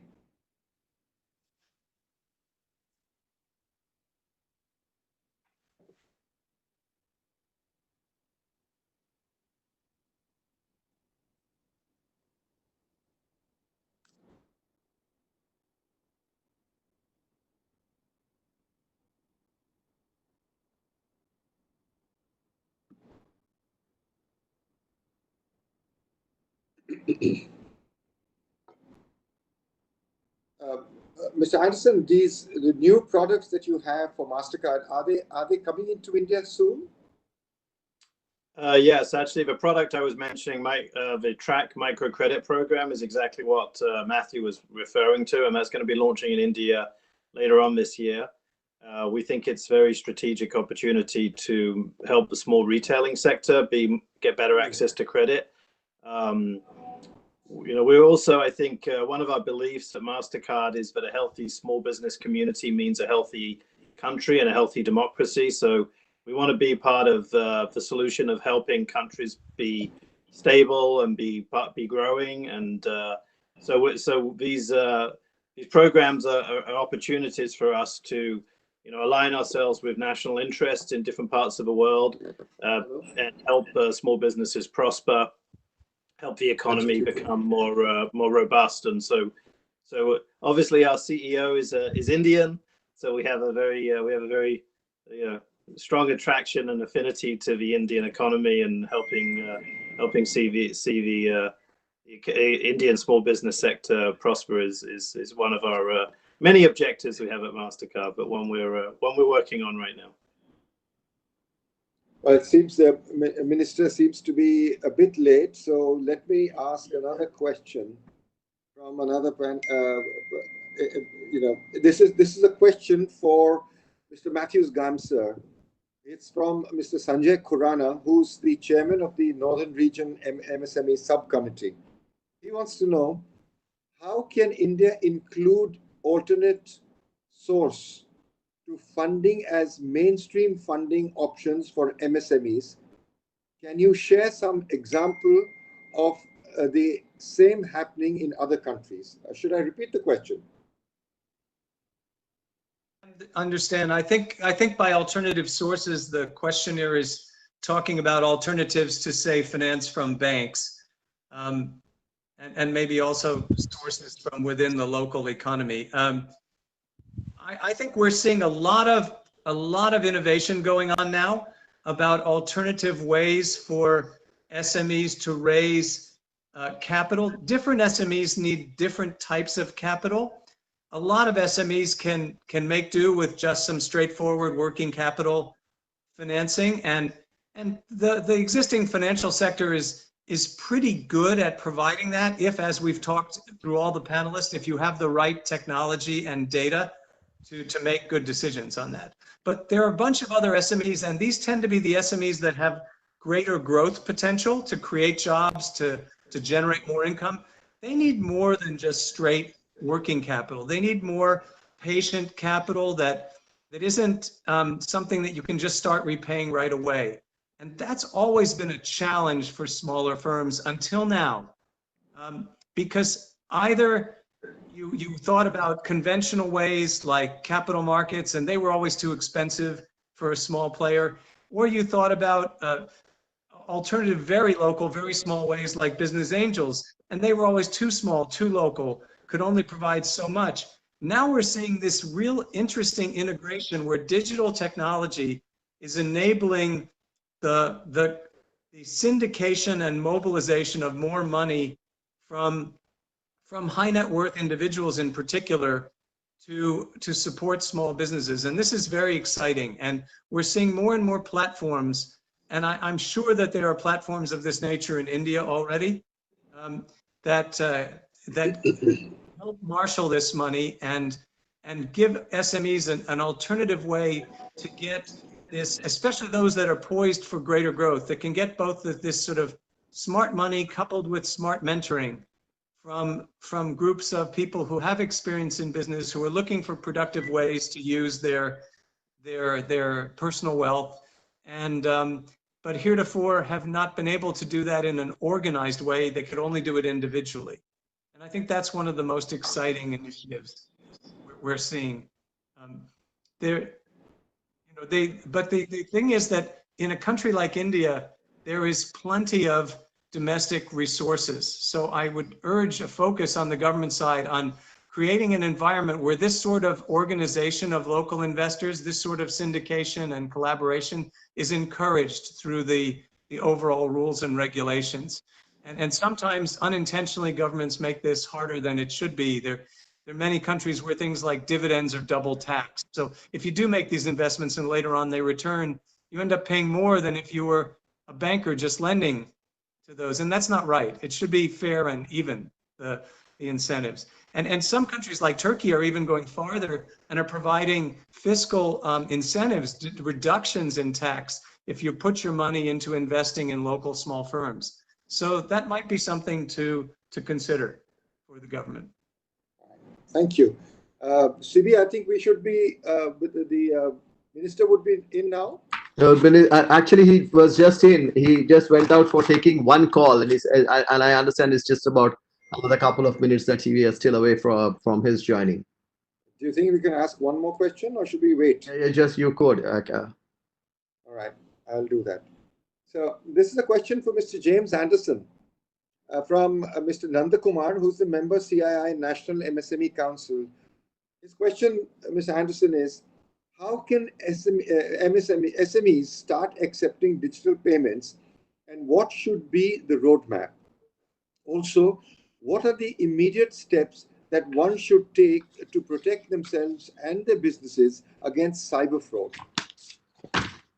Yeah, thank you. Great question. So I think in terms of the way we go to market is always through distribution partners. So obviously our traditional distribution partners have been banks, and many of our banks in India are great partners in terms of their acquiring business. So I think anybody who is in business has probably received a phone call or a in-person visit in the past from somebody who wants to sell them acquiring. So it's not very hard to find somebody who wants to actually sign them up. There's very sort of low cost starter points, including QR-based solutions, and then you can migrate obviously to more sophisticated solutions, including terminals. We work a lot with a company called Pine Labs in India that's been very successful, and there's a good partnership there. I think then the next step is really onto the digital, the online and digital tools. And so we've done some partnerships. We've done a partnership with a company called Zoho there, who's helping us get some reach into small businesses. So I think one of our strengths has always been to try and make it easy for people to get onto our network. We have a number of partners who help us do that at scale. And so we think that it's pretty easy for those who want to participate in the network to get online. In terms of cyber, cyber threat has been an ongoing challenge, obviously, to our to all of our operations. As soon as we create opportunities, bad guys hop on it. And we have a large and growing business in the cyber area, protecting both our network, our customers' businesses, and their customers' businesses, meaning the small companies. So I think cyber should always be in the back of people's minds.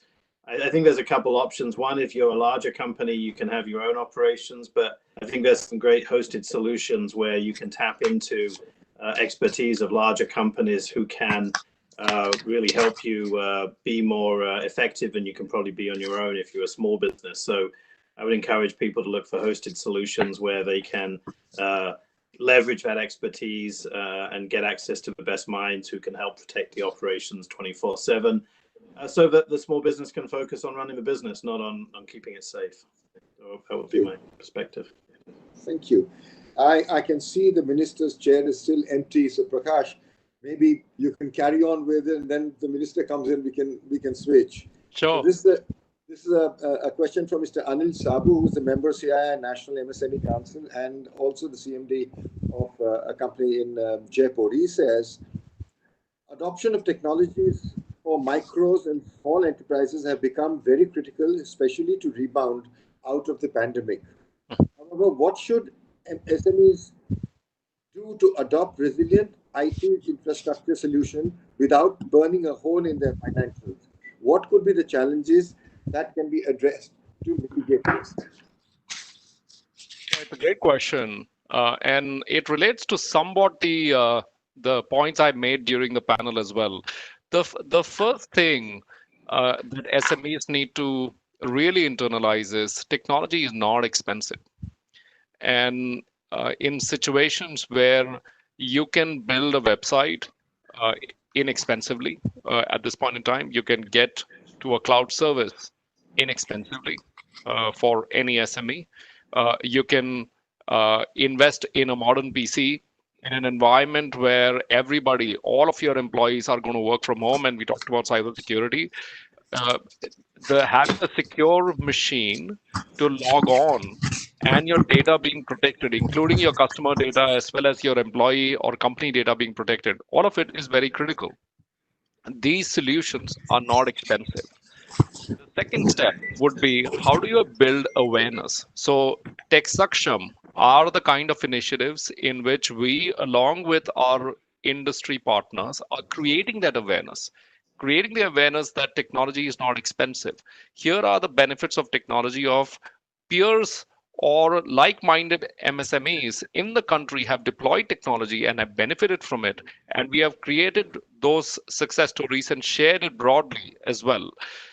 But the most important part in all of this is to try it out, because ultimately that is the first step towards the journey of how do I invest? What do I learn from it? How do I evolve from it? Because technology is going to be a journey. How you keep your organization secure? How do you stay on the cloud? How do you build analytics or intelligence about your customer and your partners? All of it is It's not a point in time conversation, it's a journey. And the moment you get on the journey, you have a learning environment, like I mentioned earlier. You can build from there. So my advice would be engage with us on Tech Ashram platform. There are a lot of tools and trainings we provide. It can help you go down that path, and over a period of time, you can get better across any organization. Thanks, thanks, Prakash. I think I don't think we have any more time for questions. So, CB, we'll wait for the minister to come in now.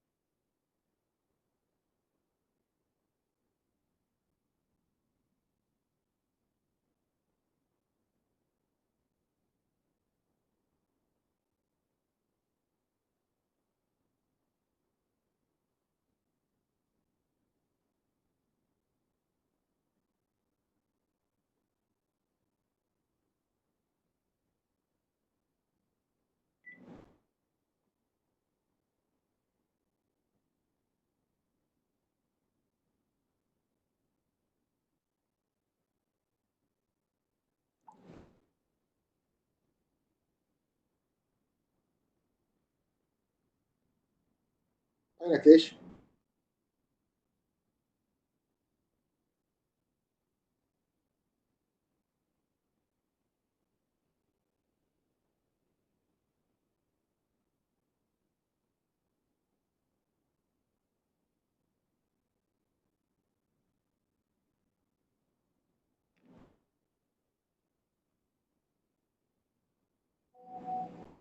But Shrikant, if I may, Please.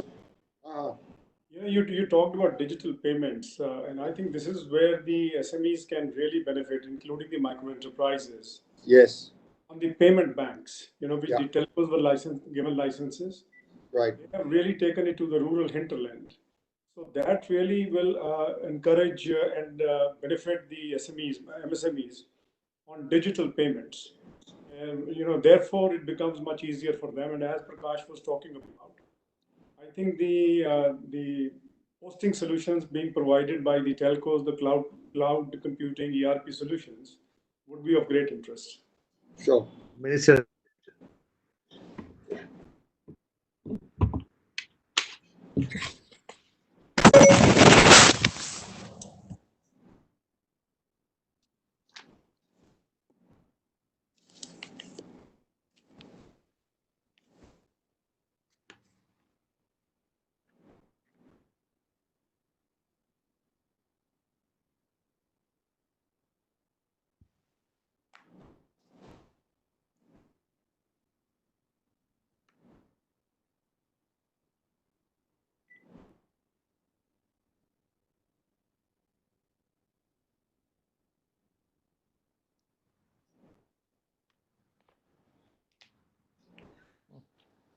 अरे सक्सेना साहब को बुला लो इधर,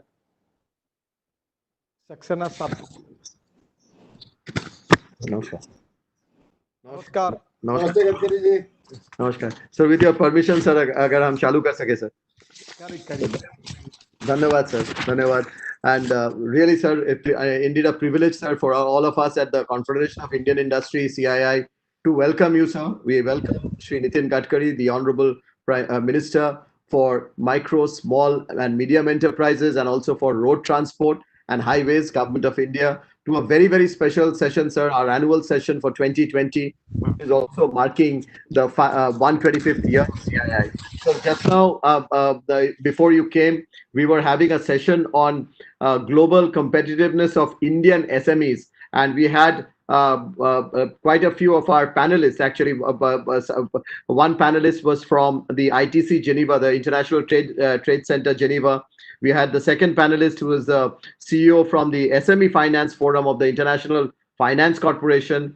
Of course, we had the chief of Intel Technologies of India, and of course the executive vice president of the Mastercard from the USA, which was being led by the chairman of the CII Small Enterprise Committee. And sir, we have in this session, sir, more than 500 SMEs who are here in the session. Not all of them are SMEs, sir. Many of the large companies are also here, including, of course, the CII president, Mr. Vikram Kirloskar. He is also here, his annual session. So, Mr. Gadkari, sir, we have always known you to be a great visionary with great ideas, always, and a very innovative approach, and to solve many problems, many issues. And not surprising that we had that when we were preparing for this session, sir, yesterday, we had to rework many of our thoughts with you, because yesterday you made some phenomenal changes, very, very important changes. And therefore, our posturing and our questions, many people who would have asked you some questions which what would you answered them, you preempted and answered them before coming here today. So you have always been known as a great administrator, a great doer, somebody who was always outcome oriented and wanting to really look at results. So indeed, it's a great honor, privilege for CII to welcome you to its 125th year celebrations, to its annual session of 2020. So I wanted to thank you for bringing about this paradigm shift, sir, in the definition of MSME. This is very, very important, sir. And CII has been recommending a turnover-based definition with a cap of 250 crores for the medium industry. And we were indeed very grateful to you and your efforts in making this happen. And this was a long pending agenda. And we really welcome the decision taken up by the Union Cabinet to revise the MSME definition, wherein now the medium industry can have a turnover up to 250 crores and investments up to 50 crores. This will, we believe very strongly, sir, will encourage available incentives to flow in the correct and the right direction, and will enable the sector to effectively boost its contribution to growth, employment and exports. And you have always talked about it. And a higher investment limit, sir, we believe will also encourage our MSME members and a large number of MSMEs to invest in technology, and thereby enabling them to meet globally their quality standards. And this will provide MSME greater opportunities, sir, for export and integration to the global value chain, and something that we were also discussing a little while back, how we can really get integrated with the globe, and also for an opportunity to supply to some of the global giants that India is trying to move into here, sir. We'd like to thank you also for the scheme on automatic collateral-free loans for MSME. And here we would really like to make a request for your consideration, sir. If with the RBI extending the moratorium on the loans for another 3 months, it is unlikely the MSME will make optimum use of the rupees 3 lakh crore collateral free loan scheme by the 31st of October 2020. The deadline for the disbursement under that scheme, sir. The scheme we had been requesting, sir, and we would like to put it up to you, sir, that we extended up to 31st March 2021. So we'd also like to welcome the move of yours, sir, to create a fund of funds for the MSMEs, and the announcement of no global tenders for the procurements of up to rupees 200 crore. This will again open up huge opportunities in the context of Atmanirbhar Bharat. Sir, coming to our today's theme, as we are celebrating our 125th year of CII, we have chosen the overall theme as getting growth back. And we believe, sir, the bold reforms that the government has announced and will help that will really help India realize our true potential. And what is at this point in time required is to ensure a very quick implementation of these big reforms, further simplifications of the regulatory environment, sir, and more such forward-looking reforms as we are going to go forward. So this specific session is, as you know, is really about making Indian MSMEs globally competitive, with special reference to rebuilding and rebound of MSMEs, which really have been very strongly, and you have recognized it, that they have been very strongly hit by the COVID. Sir, with that, I would really like to request and welcome you to give your opening remarks. Sir, there are, as I mentioned, 500 odd people attending this session from across the world, across the country. काफी सारे questions आपके लिए लोग पहले से ही prepare करके रखे हैं, लेकिन immediately after your address, I will request some of our leading members to pose some questions to you. So with that, sir, may I request you to give your kind opening remarks, please. मुझे हिंदी समझने वाले सब लोग हैं कि अंग्रेजी में बोलना चाहिए? नहीं चलेगा? हाँ चलेगा। अच्छा, सभी सम्माननीय मित्र, भाई और बहनों, सबसे पहले 125 साल पूरे करने के उपलक्ष्य में मैं आप सबको और सीआईआई को विशेष रूप से बहुत बहुत धन्यवाद देता हूं, आप सबका अभिनंदन करता हूं। हमारा देश कोरोना के साथ तो लड़ाई लड़ रहा है और उसके साथ साथ आर्थिक लड़ाई भी शुरू हुई है, और ये लड़ाई, दोनों भी लड़ाई जो है वो कठिन भी है और निश्चित रूप से एक चैलेंज के रूप में भी हमारे सामने खड़ी है। पर मैं ये मानता हूँ, ये कठिन होने के बावजूद भी इसमें हम जीतेंगे, और हमारी जीत को मैं संभव समझता हूँ, असंभव नहीं है। और इसलिए इसके लिए सभी स्टेक होल्डर्स के सहयोग लगेगा। केवल सरकार ये लड़ाई नहीं लड़ सकती। सरकार के साथ फाइनेंशियल इंस्टीट्यूशंस है, हमारी एमएसएमई इंडस्ट्रीज है, हमारे लेबर्स है और हमारी सोसाइटी है। इसमें हमारे निश्चित रूप से कुछ हमारी स्ट्रेंथ भी है, कुछ हमारे वीकनेसेस भी है। इंडियन पॉपुलेशन ये बहुत बड़ा मार्केट है, और जो भी हमारे देश में आता है तो पहले उसको यहाँ के मार्केट का सबसे बड़ा एडवांटेज मिलेगा। दूसरी इम्पोर्टेंट चीज़ यही है कि हमारे यहाँ रॉ मटेरियल की अवेलेबिलिटी है और स्किल्ड मैन पावर, ये भी हमने लगातार इसके लिए प्रायोरिटी दी है। जहाँ तक मुझे लगता है कि इसके साथ साथ टेक्नोलॉजी का अपग्रेडेशन करना और कैपिटल कॉस्ट को कम करने का भी एक चैलेंज हमारे सामने है। अभी रिजर्व बैंक छोटे प्रमाण पर इंटरेस्ट कॉस्ट लगातार थोड़ी कम कर रही है, और दुनिया की तुलना में हमारा रेट जो है वो ज़्यादा है। पर कहीं ना कहीं भी खुशी और दुख दोनों भी साथ चलते हैं। अब मैं तो एक्सपर्ट नहीं हूँ, पर विक्रम किर्लोस्कर जी भी बैठे हैं। तो मैंने परसों एक कार्यक्रम में, एक सेमिनार में राजीव बजाज और अपना टीवीएस वाले सुदर्शन वेणु, उनको एक प्रश्न पूछा था कि आपका तो 50% एक्सपोर्ट है, तो ये डॉलर के तुलना में रुपया जो डाउन हुआ है तो आपका तो फायदा ही हुआ है, क्योंकि आप इंपोर्ट नहीं करते, आप तो एक्सपोर्ट करते, तो उसका इम्पैक्ट कितना है। तो ये मैंने अड़चन का सवाल उनको पूछा था, तो राजू ने मुझे जवाब दिया कि 8% हमारा इसमें फायदा है। तो अब ऐसा है, कहीं ना कहीं हम चिंता कर रहे हैं कि हमारा डॉलर की तुलना में रुपया कम हुआ, तो आज विक्रम जी, राजीव जी और जो यहाँ से एक्सपोर्ट करते हैं वो सोचते हैं अगर कम हुआ तो उतना ज़्यादा हमको मिलने वाला है। तो किसी का कहीं फायदा है, किसी का नुकसान है, ये एक दूसरे के साथ प्रपोर्शन में होने वाला है। और ओवरऑल मुझे लगता है कि हमारा एक्सपोर्ट बढ़ना चाहिए, और इसके लिए, और हमारा logistic cost, capital cost, power cost, उसके कारण टेक्नोलॉजी को अपग्रेड करके हम लोग कम करें। और ये सब करने में हमको नए नए इनोवेशन में जाना पड़ेगा, और लोग कर रहे हैं इनोवेशन, तो स्वाभाविक रूप से जहां लोगों को फायदा मिलेगा वो लोग करेंगे। अभी जैसे सीएनजी पर ऑटो रिक्शा, हमारे यहाँ, मैं नागपुर से हूँ, तो धीरे धीरे बजाज की ऑटो रिक्शा आई। अब सीएनजी के 4 पंप हमने खोल दिए नागपुर में, तो अब करीब 600 लोगों ने सीएनजी पर ऑटो रिक्शा खरीदी की। अब मारुति की गाड़ियाँ जो हमारे यहाँ आती थी, उन्होंने सीएनजी पर आने के बाद उनकी डीजल की गाड़ियाँ नहीं आ रही, पूरी सीएनजी की 300 गाड़ियाँ केवल नागपुर शहर में बुक हो गई इस स्थिति में। तो लोग भी नए नए ऑप्शन चाहते हैं। तो टेक्नोलॉजी को इस समय चेंज करने में काफ़ी बड़े प्रमाण पर आप सब लोग काम कर। अभी मेरा एक सपना है कि जो हमारा ये जो ट्रक ट्रांसपोर्ट है, इसको हम एलएनजी पर कन्वर्ट करना चाहते हैं लॉन्ग टर्म पर, और एलएनजी के पंप्स देश में हो, अवेलेबिलिटी हो।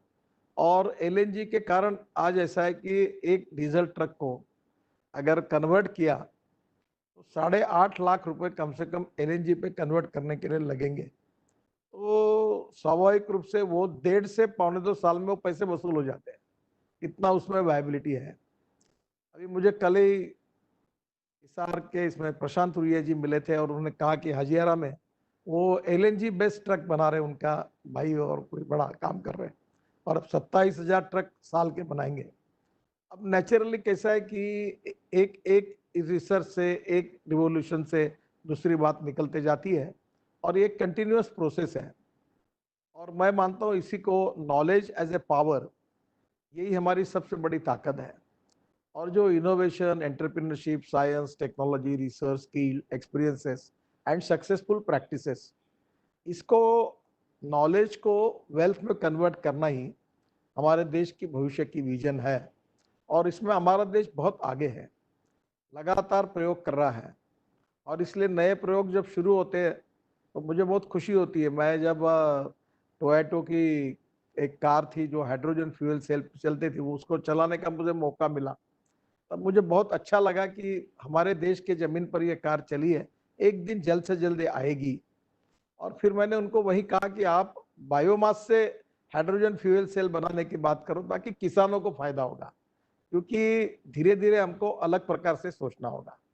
तो मैं पहली बात तो आपको 125 साल की बधाई देते हुए एक बात आपको आग्रह से कहूँगा कि थोड़ा सा आउट ऑफ बॉक्स सोचकर, जो सोशली, इकोनॉमिकली, एजुकेशनली बैकवर्ड है, और जैसे मैंने आपको कहा था हमारे महात्मा गांधी जी का जो विचार था, सामाजिक आर्थिक चिंतन था अंत्योदय का, जो हमारे पंडित दीनदयाल उपाध्याय जी का था, और विशेष रूप से डॉक्टर राम मनोहर लोहिया जी भी इसके लिए आग्रह करते थे। तो वो गांव की ओर चलो, ये उनका आग्रह था।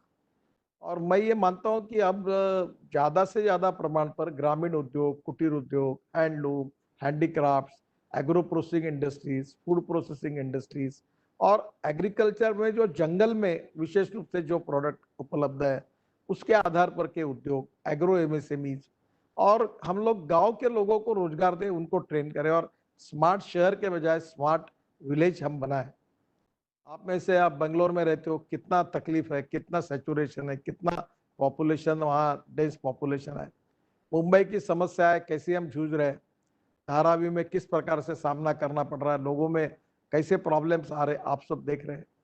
तो बड़े शहरों के बजाय छोटे गांवों को आर्थिक दृष्टि से सुखी, समृद्ध, संपन्न करना और गांव में रोजगार का निर्माण करना, ये बहुत बड़ी आवश्यकता है।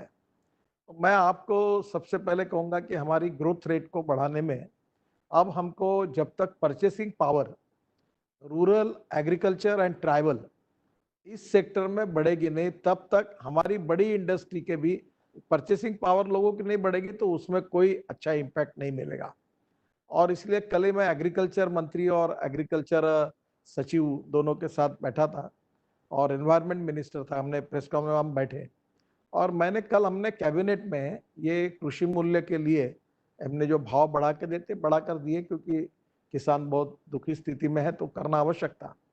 फिर मैंने उनको पूछा कि आपको अंदाजा है क्या, हमारे पास कितना स्टॉक है गेहूं चावल का, और मेरे अंदाज से अगले आने वाले 3 और 4 साल तक हमको जितना गेहूं चावल लगेगा, अब इस साल का प्रोडक्शन इतना पूरी रिकॉर्ड ब्रेक है, रखने पास जगह नहीं, गोडाउन नहीं।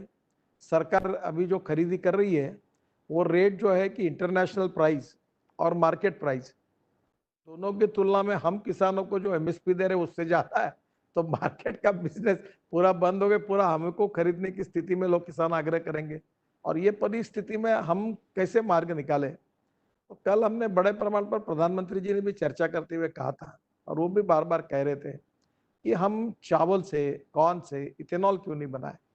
तो मैंने उनको कहा कि आप एग्रीकल्चर मिनिस्ट्री, हमारी ट्रांसपोर्ट मिनिस्ट्री और विशेष रूप से नॉन कन्वेंशनल एनर्जी की मिनिस्ट्री और पेट्रोलियम मिनिस्ट्री, 4 सचिव बैठो और एक बार तय करो कि डायरेक्ट शुगर हम लोग 15,000 करोड़ एक्सपोर्ट करने के लिए सब्सिडी दे रहे हैं, क्या हम ये 15,000 करोड़ देने के बजाय हम अभी एक इन्वेंशन हुआ है, आपके ही सीआई में प्रमोद चौधरी जी काम करते हैं, तो शुगर के जूस से सायरप बनाकर इथेनॉल बनाएंगे और राइस से इथेनॉल बनाएंगे। तो पंजाब में अभी राइस का जो भाव जो गोडाउन में पड़ा है फूड कॉर्पोरेशन का, उसका मिनिमम रेट 6.5 रुपए किलो रखा है। तो मैंने उनको कहा कि कम से कम 500 डिस्टिलरी रूरल एरिया में हम तैयार करें और इथेनॉल तैयार करें, इथेनॉल हमको चाहिए उतना ले सकते हैं हम लोग। तो उन्होंने कहा इसके ऊपर आप नीति बनाइए। मेरे साथ अभी खादी ग्रामोद्योग के हमारे कमीशन के अध्यक्ष सक्सेना जी बैठे हैं और वो बड़े अच्छे तरीके से ये हनी में काम कर रहे हैं। हम लोग अलग अलग, हमारा विलेज इंडस्ट्री का टर्नओवर 88,000 करोड़ पिछले मार्च तक था, और मैं आपसे सबसे बड़ा अपील करूंगा कि मेरी इच्छा है कि 2 साल में हमें 5 लाख करोड़ का टर्नओवर करना है। और इसलिए ये जो रूरल, ग्रामीण, एग्रीकल्चर, ट्राइबल 115 एस्पोरेंट डिस्ट्रिक्ट को लेकर ये जो चल रहा है, इसमें हमारा, आपका और हमारा सहयोग मिलेगा, जो उद्योगों के विकेंद्रीकरण के लिए हमें काम में आएगा और गांव के गांव में लोगों को रोजगार मिलेंगे। तो ये माइग्रेंट लेबर वगैरह बातें जो होती है ये आएगी नहीं। यूपी, बिहार जो socially, economically, educationally backward area है, इसमें कुछ अब पहल करने के लिए आप लोग आगे आइए, ये विशेष रूप से मेरा आपसे अनुरोध है। दूसरी बात जो इम्पोर्टेंट है कि आप सब लोग अनेक दिनों से मांग कर रहे थे, तो कल हमने माइक्रो, स्मॉल और मीडियम इसके क्राइटेरिया जाहिर हो गए। जो मीडियम के बारे में था, तो मैंने जब आप सब लोगों से जब डिस्कशन किया था, तब कहा गया था सबने कि भाई ये हमको बढ़ाइए। तो मैंने कल प्रधानमंत्री जी को कहा, वैसे ये हमारी मिनिस्ट्री का अधिकार था पर हम करने के लिए डर रहे थे, सबका ओपिनियन, सबने सपोर्ट किया। मैंने प्रधानमंत्री को कहा ये 250 करोड़ आप करा दीजिए, और 250 करोड़ कल हो गया। तो एकदम कहाँ हम लोग थे 20 करोड़, यानी ये जो जो हमारा मशीनरी और इसमें जो टर्म लोन के रूप में 20 करोड़ थे, वो हमने 50 करोड़ किया अभी, और टर्नओवर भी हमारा बहुत ही कम था, वो अब 250 करोड़ हुआ। और सबसे अच्छी बात ये हुई है कि अब माइक्रो, स्मॉल और मीडियम तीनों में जो लोग एक्सपोर्ट करेंगे उस टर्नओवर को इसमें से निकाल दिया है। एक प्रकार से ये एकदम एक बहुत बड़ा फायदा हमारे एमएसएमई को मिला है, और यही अब इसका फायदा लेकर काफी बड़े प्रमाण पर हमको आगे हम जा सकते हैं। जो 2 फंड्स के बारे में भी कल बात हुई है, उसमें पहला फंड जो है वो डिस्ट्रेस जो है, जिनके अकाउंट एनपीए हो गए, ऐसे एमएसएमईज है, उनको मदद करने के लिए कल हमने एक फंड जो है वो तैयार किया है। उसमें 4,000 करोड़ भारत सरकार हमको देंगी, और वैसे जनरली 10 गुना उतना लोन हम देते हैं। अगर ये इंश्योरेंस में, ट्रस्ट में हमारे यहाँ अगर ये पैसा डालते हैं तो 40,000 मिलने चाहिए, पर हमने स्ट्रेस एसेट में करने के कारण, उसमें रिस्क होने के कारण, इस 4,000 करोड़ को करने के बाद हमको 20,000 करोड़ कम से कम बैंकों के लिए ऋण देने के लिए गारंटी मिलेगी। और जो एनपीए के नॉर्म्स में अभी हमने मार्च एंड तक, 31 मार्च तक 6 लाख एमएसएमई रिस्ट्रक्चर की थी, और अभी इस बार हमने ये कोशिश, क्योंकि बहुत अड़चने हैं और सब लोग समस्या में है, ये मैं जानता हूँ, तो अभी हमने इसको दिसंबर एंड तक, 31 दिसंबर तक डेट बढ़ाई, और हमारा प्रयास है कि कम से कम 25 लाख एमएसएमई का रिस्ट्रक्चर हो जाए।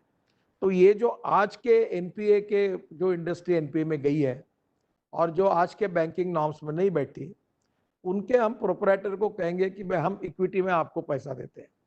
उसमें ऐसा है कि मैक्सिमम 75 लाख तक है, पर वो हम लोग उसको जितना उसको ले, उस पॉलिसी में बैठने के लिए आवश्यक है उतनी इक्विटी हम डालेंगे, और ये डालने के कारण स्वाभाविक रूप से एकदम वो चेंज हो जाएगा। बैलेंस शीट और एग्जिस्टिंग पॉलिसी में बैंक उसको रिस्ट्रक्चर कर पाएगी। तो करीब 2 लाख एमएसएमई इसमें रिस्ट्रक्चर हो गया, ऐसा मुझे अंदाज है। तो ये एकदम बंद पड़ी हुई एनपीए में गई हुई एमएसएमई को इसका फायदा मिलेगा। और तीसरी बात जो इम्पोर्टेंट है जिसमें आपका सहयोग चाहिए, कि अभी हमने 10,000 का एक फंड दिया है और ये फंड हम लोग बाकी फंड को मिलाकर 50,000 करोड़ का करेंगे। और ये हम लोग कोई भी हमारी एमएसएमई अब कैपिटल मार्केट में जाना चाहिए। और मेरा मत है, और आप भी इससे सहमत होंगे, कि insurance, pensions and stock exchange share की ये 3 इकोनॉमी वर्ल्ड के प्रोग्रेसिव देशों के तुलना में हम लोगों में अभी उतनी नहीं बढ़ी है, इसमें काफ़ी ताकत है। तो अब कोशिश ये है कि हमारी एमएसएमई जो है, जिसका जीएसटी टर्नओवर अच्छा है, जिसका बैंक का टर्नओवर अच्छा है और जिसका रेटिंग अच्छा आएगा, वो कुछ तो कुछ सिस्टम करेंगे, अभी उसके ऊपर डिटेलिंग चल रहा है। तो हम उन एमएसएमई को कहेंगे कि आपकी टोटल जो इक्विटी आपको खड़ी करनी है उसमें 15% हम ले लेंगे पहली, और हमारी इक्विटी ऐड करके उसकी बैलेंस शीट सुधार कर और अच्छी स्थिति में वो कैपिटल मार्केट में जाएगा। तो पहली बात तो हमारी जो 15% इक्विटी जो ले रहा है वो मार्केट से, उसमें 15% हम ले लेंगे, तो उसको सपोर्ट हो जाएगा। और मेरा प्रयास है कि ये ऐसा रोलिंग फंड तैयार हो जाए कि हम लोग वो कैपिटल मार्केट में जाके हम ऐसे ही, पहले तो जो एमएसएमई ट्रिपल ए रेटिंग की है, उस स्टैंडर्ड की है, जो एक्सपोर्ट करती है, जिनका टर्नओवर अच्छा है, पिछले 5-10 साल का ट्रैक रिकॉर्ड अच्छा है, उन्हीं को प्रोत्साहित करेंगे। तो स्वाभाविक रूप से उनका कैपिटल मार्केट में, जैसे आपका स्टॉक एक्सचेंज में शेयर का, आप बड़े लोगों में बहुत इसका सपोर्ट मिलता है, वो चिंता करते हैं कि उनकी शेयर की प्राइस क्या है। तो एमएसएमई की भी अपनी चिंता होगी, लोगों में स्पर्धा आएगी, और उसमें हम लोग ये शेयर का 2-3 साल में अगर 10 रुपए का शेयर 30-40 का हो जाएगा तो हम बेच देंगे और पैसा लेके फिर दूसरे को दे देंगे। तो ये जो 50,000 करोड़ का जो हम लोग एक इक्विटी में अलग अलग प्रकार से पॉलिसी पर यूके सिन्हा कमेटी का रिपोर्ट था, उसका भी फायदा उठा रहे हैं, तो ये भी बड़े प्रमाण पर होगा। बैंकों के लिए कल प्रधानमंत्री जी ने एक पोर्टल लॉन्च किया है, चैंपियन करके। उसमें हमने किसी भी प्रकार की जो पॉलिसी, जो डिसीजन हमारे सरकार ने जाहिर किए है, उसमें दिक्कत आती है तो उन लोगों को कहा है कि आप आपकी तकरार उसके ऊपर करिए, ताकि हम उसकी इंक्वायरी करके आपकी मदद करेंगे। बड़े प्रमाण पर शुरू हो गया। तो मुझे लगता है ये भी एक है कि आपके पास जहाँ जहाँ ऐसी दिक्कतें आएगी तो ज़रूर बताइए। अब हमने ये भी एमएसएमई के स्कीम्स के लिए urban cooperative bank, district cooperative bank, state cooperative bank, multi state cooperative bank और एनबीएफसी को भी अब अथोराइज किया है कि हमारे एमएसएमई की स्कीम वो भी चला सकते हैं, तो उनको भी ओपन कर दिया है। अब मेरा आपसे सुझाव ये है, ये जो एनबीएफसी है, इनका बहुत इंपॉर्टेंट रोल है, और जो बड़े बड़े कंपनीज है, मैन्युफैक्चरर्स है, उनकी खुद की एनबीएफसीज है और वो एक्सपोर्ट भी करते हैं। तो मैंने उन लोगों को सुझाव दिया है कि आप जब एक्सपोर्ट करते हो तो इस समय देश को फॉरेन एक्सचेंज की, फॉरेन एफडीआई की बहुत आवश्यकता है। तो आपके क्रेडिट पर आप कहीं अगर विदेशों से कम ब्याज पर अगर ला सकते हैं पैसे हिंदुस्तान में, आपका हर साल एक्सपोर्ट कुछ ना कुछ होता ही है, तो डॉलर में आप कर्जा लेंगे तो फिर यहाँ हेजिंग करो, ये करो। मेरे हिसाब से आप लोगों को चिंता करने की आवश्यकता नहीं है। तो क्या वो लो इंटरेस्ट कॉस्ट कैपिटल आपके एनबीएफसी के थ्रू अगर आप ला सकते हैं तो ये एक बहुत जरूरी है, क्योंकि एफडीआई जितने बड़े प्रमाण पर आज हमारे देश में आएगा उतने हमारे इकोनॉमी को बहुत उपयोगी होगा, उससे रोजगार भी निर्माण होंगे, ग्रोथ रेट भी बढ़ेगा। और ये सब नुकसान है इसमें आज बड़े प्रमाण पर लिक्विडिटी मार्केट की बढ़ाना, उसके सिवा मुझे नहीं लगता कि हमारा इकोनॉमी का चक्र गतिशील चल सकता है। पर मैं कोई इकोनॉमिस्ट नहीं हूँ, आप लोग ज़्यादा मेरे से जानते हैं कि कैसे ये इकोनॉमी को हम लोग किस प्रकार से एक्सेलरेट करें। प्रधानमंत्री जी ने 20 लाख करोड़ का पैकेज दिया जो हमारे जीडीपी का 10% है, और इसलिए बाकी भी बातें आप देख रहे हैं कि आज वर्ल्ड की स्थिति है, इसमें कुछ ब्लेसिंग एंड डिसगाइज है। जैसे मैंने लोग पूछा कि जो एक्सपोर्ट कर रहे हैं उनको रुपया का घटने के बाद उनका फायदा हुआ, ताकि एक प्रकार से उनको ज़्यादा पैसा मिला। अब नेचुरली मुझे लगता है कि ऐसी स्थितियों में हम लोग क्या इस एक्सपोर्ट इंपोर्ट की स्थिति में, इन्वेस्टमेंट की स्थिति में हम लो इंटरेस्ट पर अगर कैपिटल लाकर अगर हमारे यहाँ फाइनेंसिंग करते हैं तो मुझे लगता है ये भी, अभी सब ऑटोमोबाइल इंडस्ट्री जितनी है उनके सबकी एक NBFC है जो फाइनेंसिंग करते हैं, अच्छा काम करते हैं, तो उन लोगों को इसके कारण उनका एक्सपोर्ट भी है। तो मुझे लगता है कि थोड़ा FDI हम इंफ्रास्ट्रक्चर में लाने की कोशिश कर रहे हैं। मुझे लगता है इस सब सेक्टर में करने की आवश्यकता है। आज सबसे इम्पोर्टेंट चीज़ आपका स्क्रैपिंग पॉलिसी का जो है, वो भी मामला मेरे साथ 2 साल से मैं बोलते रहता हूँ, मुझे भी अच्छा नहीं लगता। पर इस बार अभी मैं जब दिल्ली आया पहली बार, अब मैं संडे को आया था, तो मैंने ये भी विषय की अब चालना दी है और अब इसको भी जल्दी मैं ये पॉलिसी डिक्लेयर करूँगा, जिसमें अपने ऑटोमोबाइल सेक्टर को निश्चित रूप से उसका काफ़ी बड़ा रिलीफ मिलेगा और उसमें भी हमारा कॉस्टिंग कम होगा, कॉम्पिटिटिवनेस बढ़ेगा और इंटरनेशनल मार्केट में निश्चित रूप से हम आगे जाएंगे। आगे भविष्य जो है कंपटीशन का है, क्वालिटी का है, टेक्नोलॉजी का है और टेक्नोलॉजी भी इनोवेशन का है और रिसर्च और इनोवेशन के आधार पर टेक्नोलॉजी को बदलकर हम जो अच्छा से अच्छा ऑप्शन दुनिया के लोगों को कम पैसे में, कम कॉस्ट में उपलब्ध कराएंगे, उन्हीं लोगों को आगे इसका फायदा होने वाला है। तो मुझे लगता है कि कुछ दिन पहले मैं अभी स्टील की पूरी steel authority of India, JSW, पूरे स्टील वालों के साथ मेरी कॉन्फ्रेंस हुई थी। उनकी कुछ अलग अलग समस्याएं थी, तो वो भी राह देख रहे हैं कि स्टील में हमारा ऑटोमोबाइल सेक्टर जैसे गति से बढ़ेगा तो स्टील हमारा जाएगा। अब रोड सेक्टर में भी हम लोग कोशिश करें कि मैक्सिमम काम अवार्ड करें, उसकी तैयारी हमने जोरों में की। मुझे बताते खुशी हो रही कि एक इंटरनेशनल बैंक ने हमको पहली बार हमारे प्रोजेक्ट के लिए एक लोन क्रेडिट लाइन दी है। अब वो भी हम फॉर्मेलिटी आगे कर रहे हैं। तो धीरे धीरे ये प्रयासों से एक ही उपाय तो मुझे लगता है कि पहली बात मार्केट में लिक्विडिटी बढ़े, उसके लिए कैपिटल लाना पड़ेगा। दूसरी बात मुझे जो आपसे कहनी है और आप लोग कर ही रहे अच्छा काम, कि हमारा एक्सपोर्ट कैसे बढ़े। और तीसरी इंपॉर्टेंट चीज़ें जो मैंने छोटे 2 उदाहरणों से देखी थी, ये जो आपकी PP किट थी, अभी ये 2-2.5 महीने पहले हमने स्पेशल फ्लाइट से चाइना से लाई थी। अब बड़े प्रमाण पर हमारे यहाँ PP किट में, हमारे नागपुर में ही एक हमारा ऑरेंज क्लस्टर था, जो पीटर इंग्लैंड का शर्ट बनाते हैं नागपुर में, तो उनको मैंने कहा आप बनाओ। 17-18 लोग हैं वो मालिक, और हमारा MSME का ही क्लस्टर था। आपको बता दो इन्होंने इतने PP किट बनाई, रात दिन बनाने का चालू है, रोज 15,000 तक प्रोडक्शन आया। अब एक्सपोर्ट करने की अनुमति मांग रहे हैं। हमारे देश में PP किट इतने लोगों ने बनाई कि आज हमारे पास कई लेने की जरूरत नहीं, उल्टा हम एक्सपोर्ट करने लगे। सैनिटाइजर लोगों ने बनाना शुरू कर दिया, तो वो 1200 रुपये लीटर का था, 160 रुपये लीटर हो गया। ये हमारी महिलाओं ने खादी ग्रामोद्योग में, वर्धा में और बाकी जगह, ये हमारे अध्यक्ष बैठे हैं। अब हमारे लंदन में जा रही है मॉस्क जो खादी के बनाए हुए हैं, वो उसको वहाँ भेज रहे हैं। तो हमारे में क्षमता है और हमें एक्सपोजर मिलना चाहिए, टैलेंट है और हम लोग इसमें काम कर सकते हैं। तो मुझे लगता है कि अब थोड़ा सा आपका जो अपील मेरे साथ CI के प्रमुख लोगों के लिए है कि चलो गांव की ओर, ये बात में थोड़ा सा रूरल, एग्रीकल्चर और ट्राइबल, ये इसमें हम कैसे काम करें। ये खादी ग्रामोद्योग के मास्क बाहर एक्सपोर्ट हो रहे हैं। हाँ, ये सिल्क के बनाए, बनारस का जो सिल्क था उसमें उन्होंने बनाए। अभी वर्धा में वहाँ लोगों ने बड़े प्रमाण पर, उनको लंदन का ऑर्डर मिला। अब हनी की प्रोडक्शन को हमने 500 करोड़ दे रहे, उसको 10 गुना बढ़ा रहे। देखिए आपको एक बात बता दूं, आप फिशिंग 1 लाख करोड़ की इकोनॉमी है, अब 5 लाख करोड़ के लिए 20,000 करोड़ हमने दिए इस साल, हमारा पैकेज है। और ये ट्रॉलर बनाकर 7 नॉटिकल 8 नॉटिकल हमारी बोट जाती है, उसके बजाय 100 नॉटिकल माइल जाके वो फिशिंग करेंगे। 18% पॉपुलेशन हमारी समुद्र किनारों से रखते रहती है।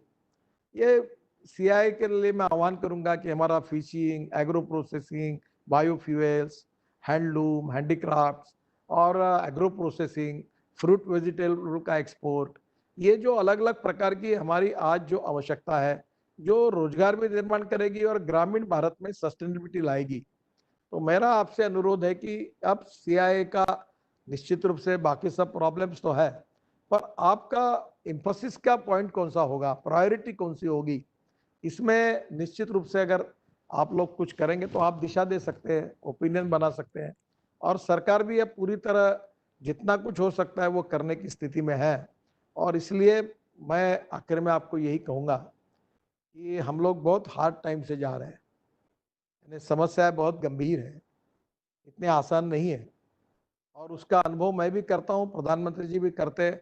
कल हम सब लोग चिंतित है कि क्या करने से, हम भी बड़े ये है कि क्या करने से फिर से ये होगा, और जो हमारे हाथ में वो करने की एक पॉजिटिव एटीट्यूड हमारे बीच में है।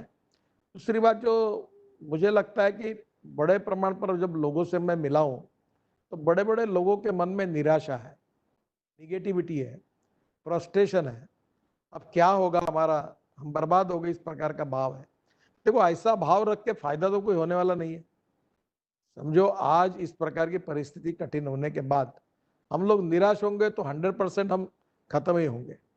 पर निराश न होते हुए भी परिस्थिति की गंभीरता को समझकर पॉजिटिविटी के साथ हम लोग कहेंगे कि हम जीतेंगे, हम कोरोना की लड़ाई भी जीतेंगे और आर्थिक लड़ाई भी जीतेंगे, आगे जाएंगे। तो मुझे लगता है ये फीलिंग अगर होगा, आत्मविश्वास होगा और आप लोग इसको निर्माण कर सकते हैं, तो निश्चित रूप से हम लोग इस संकट से जल्दी ही बाहर आएंगे और आगे दौड़ने लगेंगे। मैं पॉजिटिव हूँ, ऑप्टिमिस्टिक हूँ, और मेरा विश्वास है कि जब जब संकटें आती है तो नेतृत्व की परीक्षा होती है।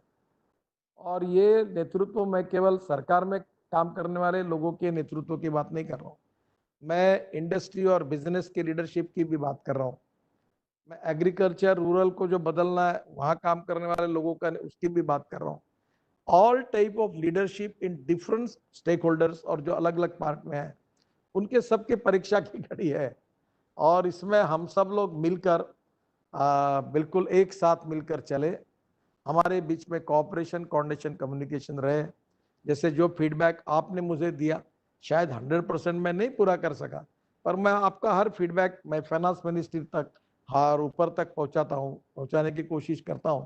तो मुझे लगता है कि this is the time for the country कि इसमें से आत्मविश्वास के साथ, पॉजिटिविटी के साथ हम उठकर लोगों में आत्मविश्वास पैदा करते हुए जाए। 3 बातें करें जिसमें सीआईआई ने अब इसको एजेंडा बनाना चाहिए। एक्सपोर्ट को बढ़ाना है, इंपोर्ट को कम करना है। क्या आपके पास ऐसा कोई सेल खुल सकता है कि मैं अभी एक लिस्ट, मेरे पास एक किताब तैयार कर रहा हूँ कि इंपोर्ट क्या हुआ हो रहा है 3 साल में और एक्सपोर्ट क्या हुआ। तो इंपोर्ट के आधार पर आप लोग ऐसा इनिशिएटिव कि ये इंपोर्ट जो चीज़ हो रही थी वो हमारे देश में कैसे हो सकती है, क्या इसमें सीआईआई क्या कर सकती है, बाकी ऑर्गेनाइजेशन क्या कर सकती है, ताकि हम इंपोर्ट कम करें, एक्सपोर्ट को बढ़ाएं। और इस समय सबसे इम्पोर्टेंट चीज़ यही है कि रोजगार का निर्माण करें।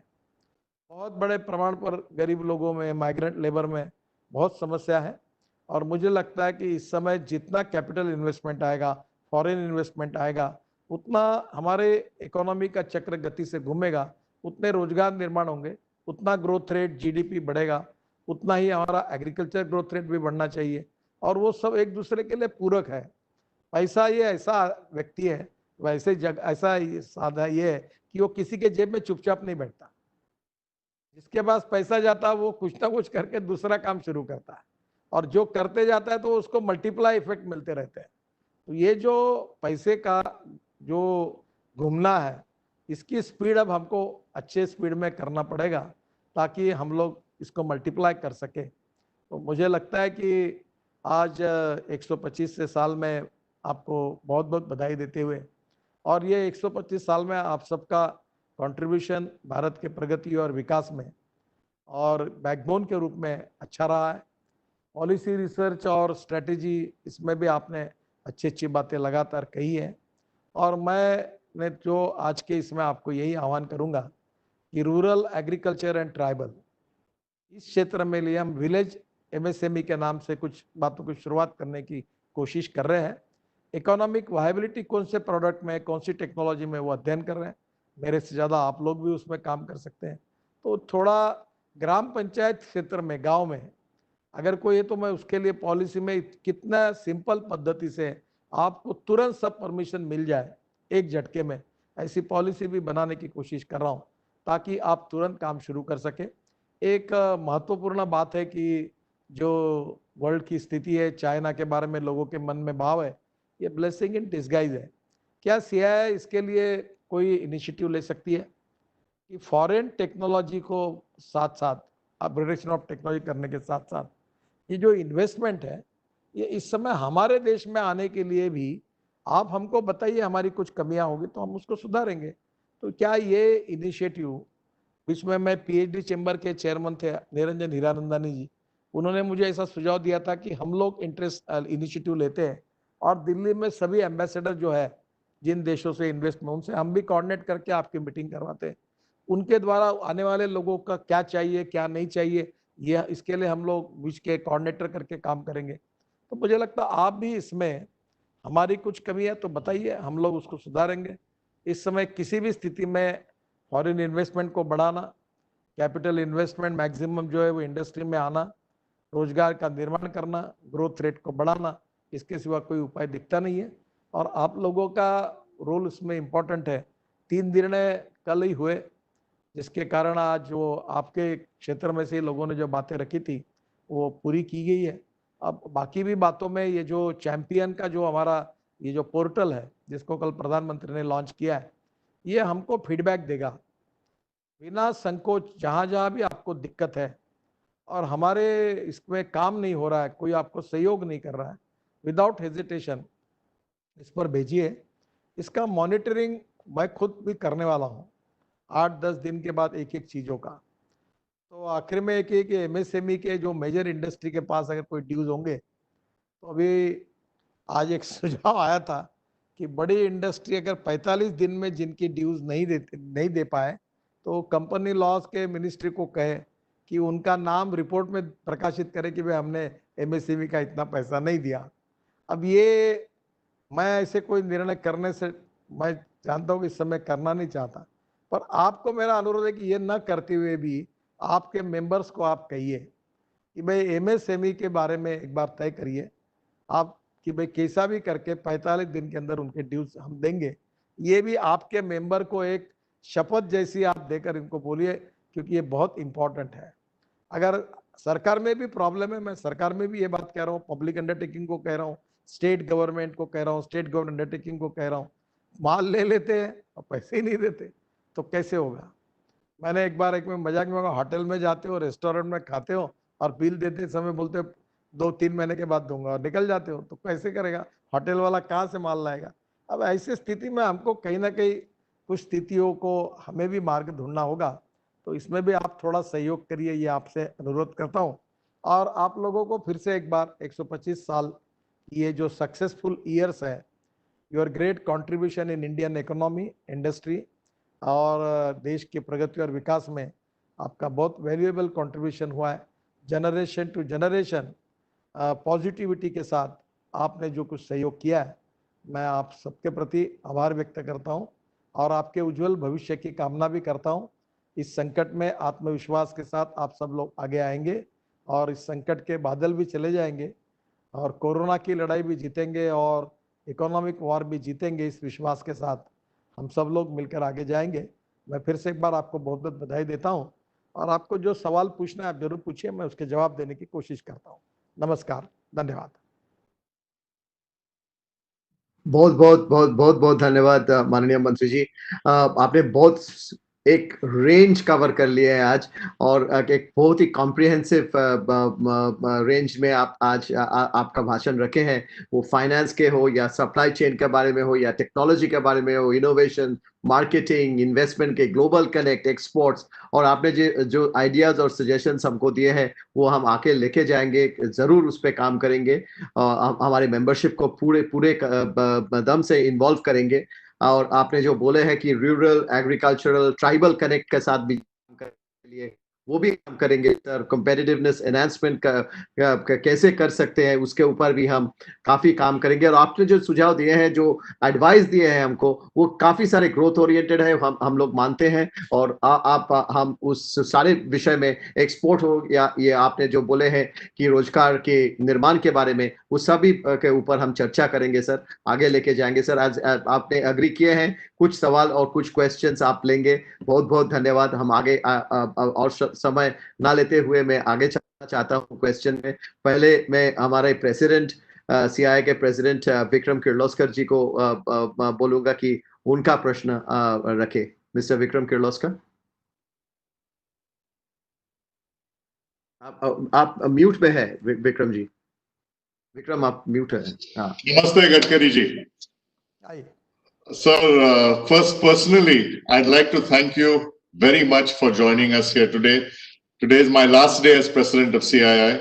You have attended all my functions, whether it was CII Southern Region in Bangalore or any other function I have asked you to come for, and always come very happily and talk very nicely, sir. Thank you again very much for that. So today I was listening to the various different talks that were going on. All day we've had many seminars. And there were a couple of very interesting points some people, some foreigners, other investors raised. One was, they said that in India, we find the cost structure, quality structure, even productivity within the factory walls, very, very productive, very good. Almost best in the world, we can do that. It's comparable, they can compete. But once they go outside the factory walls, from the supply to the factory and the supply out of the factory, that's where the competition gets, it is not competitive, and that's where we lose out. Second, a suggestion came, why don't you use the COVID situation to do complete changeover in your regulation. We have digitized a lot of the regulation in the last so many years with Modi ji. And digitalization has sped up many things, had increased the speed of doing business everywhere. But we have taken existing ways of doing business and digitalized it. Why don't you just remove everything? For example, in the manufacturing industry, to my mind, there are two important things to regulate. One is safety and the other is environment. The rest requires no regulation. Why should you have any regulation at all except for these two issues, safety and environment? And that too on a simplified basis. You're a person, sir, who always talks about viability. In every speech of yours, you say, so much money will come in, so much money is spent, how do you get a return on investment? And I think every investor looks at the same way. And these are the kind of issues most of the investors are talking about. This is one question. Second is, the toughest part of the COVID for me, COVID situation last 2 months, most difficult part for me has been watching migrants go back and the whole migrant situation, what we see on television. That's the most heartbreaking situation for me, has been. So why don't you look at putting SEZs where the migrants have come from? Encourage industry to start there. Make it very simple to start industry from where the migrants have come. They're all trained people. They have worked in all kinds of industry everywhere. I think this is a good opportunity to relook at the SEZs, and may I suggest that, especially in the areas from where the migrants have come from. Thank you, sir.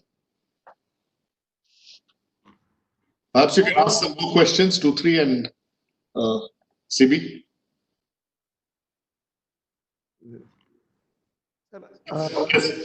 Regarding the migrant labor, actually, the impression which is created by media and other people that our industry is 100% depending upon migrant labor. But when I am going to the details after that, which information I receive, on the basis of that, somewhere it is 10 to 20%. But there is a fear in the mind of the people. That is the reason that people are walking towards Patna and Lucknow. And that is the reason majority the migrant labor from Bihar and UP. Some of the part in Maharashtra, some small part of Telangana, Andhra, and some small part related with Madhya Pradesh. Somewhere there are laborers from Bengal, West Bengal. But what my suggestion is, in the Recycling Industries Association, they are asking me that our migrant labor are now interested. They are ready to come. So what is the procedure? So I suggest them that you should apply with their application to concerned district collector of their whatever their district or anywhere, they can apply to it, and same one copy to district concerning collector of the district where the factory is there. So by coordination of 2 collectors, you can make accommodation and also make the arrangement for transport for them and take it back. That can be easily, you can resolve the issue, and government is now giving permission for that. But at the same time, regarding corona, we need to take some preventive measures. I appreciate in Tamil Nadu, Chennai, the TVS has planned. Already I signed the board of TVS. They are making arrangement in their factory area for laborers, food and shelter. So temporary, we had to make some arrangement, and it is our moral responsibility to take the preventive measure for their food and shelter also. And somewhere the transport from city area to the factory area, we need to have 100% implement the guiding principle of state government related with coronavirus. That is very important. One bus can only take 25 people. They have to maintain distance, 1 meter social distance between it, and by which we can resolve this issue. And now because the industry, trade, business have started, now the migrant labor, in a huge majority which are already there, now they are ready for work. So we can start the work, and majority of the industry has already started. So I feel that it is a problem, but we can resolve this problem. You are absolutely correct about digitalize the regulations. It's a very important thing. We are doing the thing, but I will take it very seriously. And I will also recommend to Prime Minister that every ministry should take everything digitalized regulations will be there. No one need to come to office. The office will be paperless and it will resolve the problems. And there will be a time clause is very important. When anyone apply for any permission, it is the duty of concerning officer to give him permission within 8 days. And he is not giving permission, then he will be responsible for that. So somewhere we need to take this way, and safety and environment norms, that is, you are absolutely correct. But these are the things where already in World Bank ranking, our number is increased as far as ease of business is concerned. But still, I am expecting that we need to do more in this sector, and definitely with transparency, without corruption, free system, fast track decision making process where time is very important, and at the same time, we should make a very easy system. Everyone is taking it that he is creating problem. So we need to impose the time factor is very important. By digitalized regulation, there will be a time factor will be important with the authority that they are binding to give the permission. They have to take the decision. Not taking decision or delaying the decision is a big problem. So definitely you are absolutely correct. The Prime Minister and we are all working on the same line. So we will definitely try for that. Thank you thank you very much धन्यवाद sir अभी मैं अनुरोध करूंगा कि mister Rakesh Bharti Mittal our immediate past president Rakesh Nitin ji नमस्कार। नमस्कार जी, नमस्कार। पहले तो मैं आपका बहुत धन्यवाद करना चाहता हूं, और खास तौर पे माननीय प्रधानमंत्री जी का, जब पैंडेमिक का संकट देश पे मंडरा रहा है, जहां एक तरफ मुश्किलें आती हैं, उसका दूसरा पहलू अपॉर्चुनिटीज होता है, और काफ़ी प्रगतिशील पॉलिसीज़ का जो है आपने लॉन्च किया है, उनको चेंज किया है, जिससे मैं समझता हूँ कि ना सिर्फ ईज़ ऑफ डूइंग बिजनेस जो आगे बढ़ेगा, और ख़ास तौर पे अगर मैं एमएसएमई सेक्टर की बात करूँ तो उसमें जो मल्टीपल फर्म्स, मल्टीपल कंपनीज खुलती थी, उसको खोलने का ज़रूरत नहीं है। ये एक बड़ा मैं समझता हूँ मौका ईज़ ऑफ डूइंग बिजनेस में उन कंपनीज को और फर्म्स को मिलेगा। और उसके साथ साथ जो टेक्नोलॉजी की फंडिंग की ज़रूरत है वो अब हो पाएगी एमएसएमई में, तो उसकी उनकी क्वालिटी ऑफ प्रोडक्ट्स जो है वो वर्ल्ड कंपेटिटिव बेसिस पे बन सकती हैं, और उसके साथ साथ जो है प्रोडक्टिविटी जो है, वो उत्पाद जो है वो भी आगे बढ़ाया जा सकता है। तो ये मैं समझता हूँ एक एमएसएमई क्षेत्र में आपने एक नई दिशा दी है। इसमें मेरे दो प्रश्न या सुझाव हैं। आपने जो लिक्विडिटी की बात की, तो जो बैंकिंग सेक्टर है और अदर लेंडिंग इंस्टीट्यूशंस हैं, वो अगर आपकी मंत्रालय उसको मॉनिटर करें कि वो बिल्कुल जब अप्लाई कर रहे हैं एमएसएमई, तो उनको सही टाइम पे सही रेट के ऊपर जो है वो लोन जो उपलब्ध होने चाहिए उनको मिलने चाहिए। जो आपने चैंपियन एक ऐप की बात की, जहाँ एमएसएमई कंपनी जो आपसे बात कर सकती हैं, या कोई उनको अगर दिक्कत हो तो वो उसको आपके सामने रख सकते हैं। तो अगर ये दोनों चीज़ें देखी जाए तो लिक्विडिटी जो है वो अवेलेबल हो जाएगी। दूसरा, आपने एक्सपोर्ट की तरफ जो बात किया है, मैं समझता हूँ कि वो एक बहुत प्रायोरिटी एरिया है इंडियन इंडस्ट्री के लिए। उसके लिए मेरा एक सुझाव है कि जो हमारी एम्बेसीज और हाई कमीशन हैं दुनिया भर में, वो एक एक्टिव तौर पे खास तौर पे एमएसएमई सेक्टर को पूरा सपोर्ट करें। आज जहां देश चाइना के साथ ट्रेड करने में कतराएंगे या वहां पे उनका जो ट्रेड कम होगा, तो भारत के लिए और भारतीय कंपनियों के लिए एक बहुत बड़ा ये अपॉर्चुनिटी है। दूसरा सर, आपने जो एग्रीकल्चर का बात किया, कृषि क्षेत्र में जो दो main policies, essential commodities act जिसमें स्टोरेज का दिया गया, और जो फार्मर्स के लिए आप सेंट्रल एक्ट बना रहे हैं जो डायरेक्टली बेच सकते हैं interstate through out the country और किसी को भी, उसमें सर मेरा एक सुझाव ये है कि जो leasing of agriculture land long tenure basis पे, वो काफ़ी देर से जो है वो अटका हुआ है, क्योंकि आप एक मॉडल एक्ट बनाते हैं, वो स्टेट्स जो है राज्य उनको इम्प्लीमेंट नहीं करते। तो क्या वो भी एक सेंट्रल एक्ट की तरह उसको लेके सारे देश भर में इम्प्लीमेंट किया जा सकता है, क्योंकि उससे जो प्राइवेट सेक्टर का इन्वेस्टमेंट है वो ना सिर्फ प्राइमरी एग्रीकल्चर में जाएगा, बट फूड प्रोसेसिंग और गांव में जो है वो जॉब्स क्रिएट होंगी, सॉर्टिंग, ग्रेडिंग, क्लीनिंग फैसिलिटीज आएंगी, फार्मर प्रोड्यूसर ऑर्गेनाइजेशन को बेनिफिट मिलेगा। तो उससे मैं समझता हूँ कि जो कृषि क्षेत्र को बहुत बढ़ावा मिल सकता है, और जो प्राइवेट सेक्टर है वो गांव की तरफ जाएगा वहां पे इन्वेस्टमेंट करने के लिए। एक मेरा सर निवेदन है अंत में, आपने बात किया जो लार्ज कंपनीज को पेमेंट टाइम पे देना चाहिए, एमएसएमईज को, मेरा मानना है ये बिल्कुल ठीक बात है। कोई भी हमारे सप्लायर्स वेंडर्स हैं, जो हमारी उनके साथ टर्म्स कंडीशन है उसके बेस पे उनको पे किया जाना चाहिए। सर आज जो लार्ज सेक्टर कंपनीज हैं उनका बहुत बड़ी मात्रा में पैसा सेंट्रल और स्टेट पीएससी ने रोका हुआ, वो पेमेंटें नहीं आ रही हैं, उससे कुछ कंपनी जो हैं वो एनपीए बन गई हैं या एनपीए के कगार पे खड़ी हैं।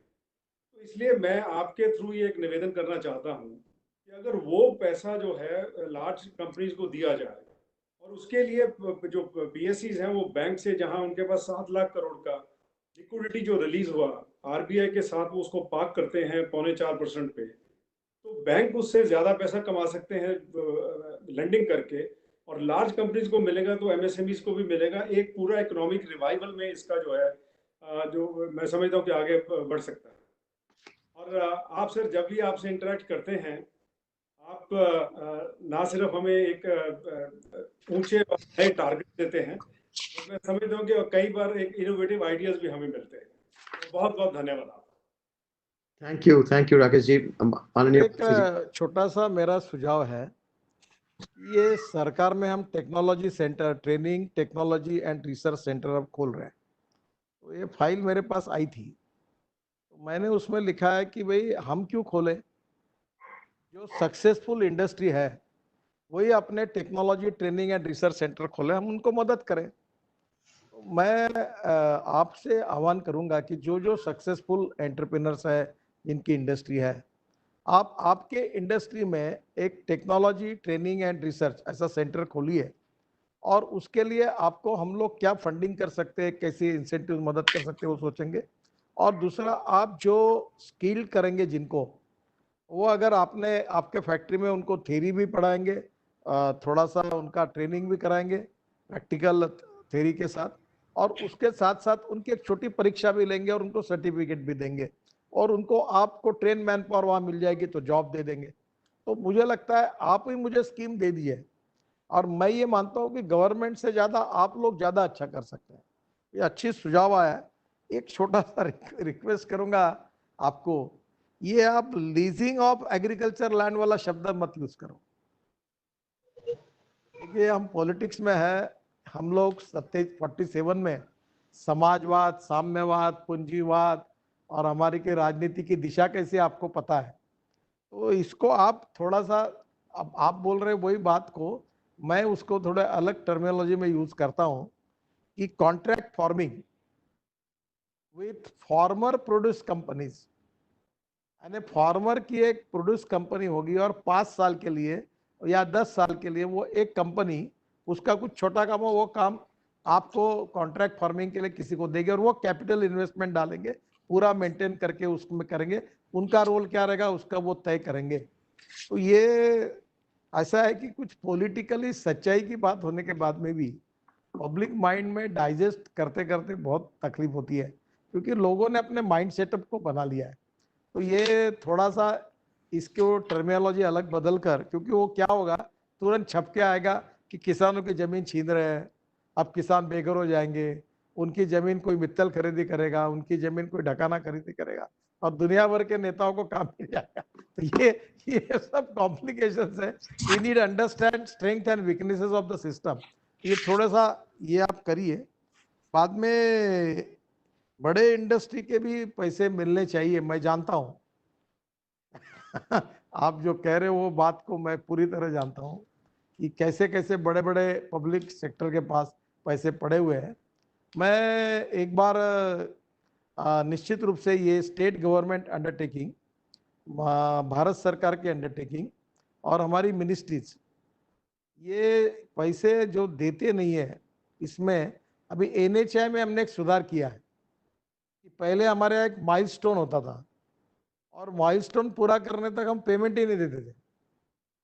हमने एक रिवोल्यूशनरी निर्णय किया है कि वो अगर माइलस्टोन नहीं भी पूरा करता है, पर उसने अगर 2% भी काम किया है माइलस्टोन के बाद, नहीं किया 2% किया, तो 2% का इतना परसेंटेज में उसको पैसे दो।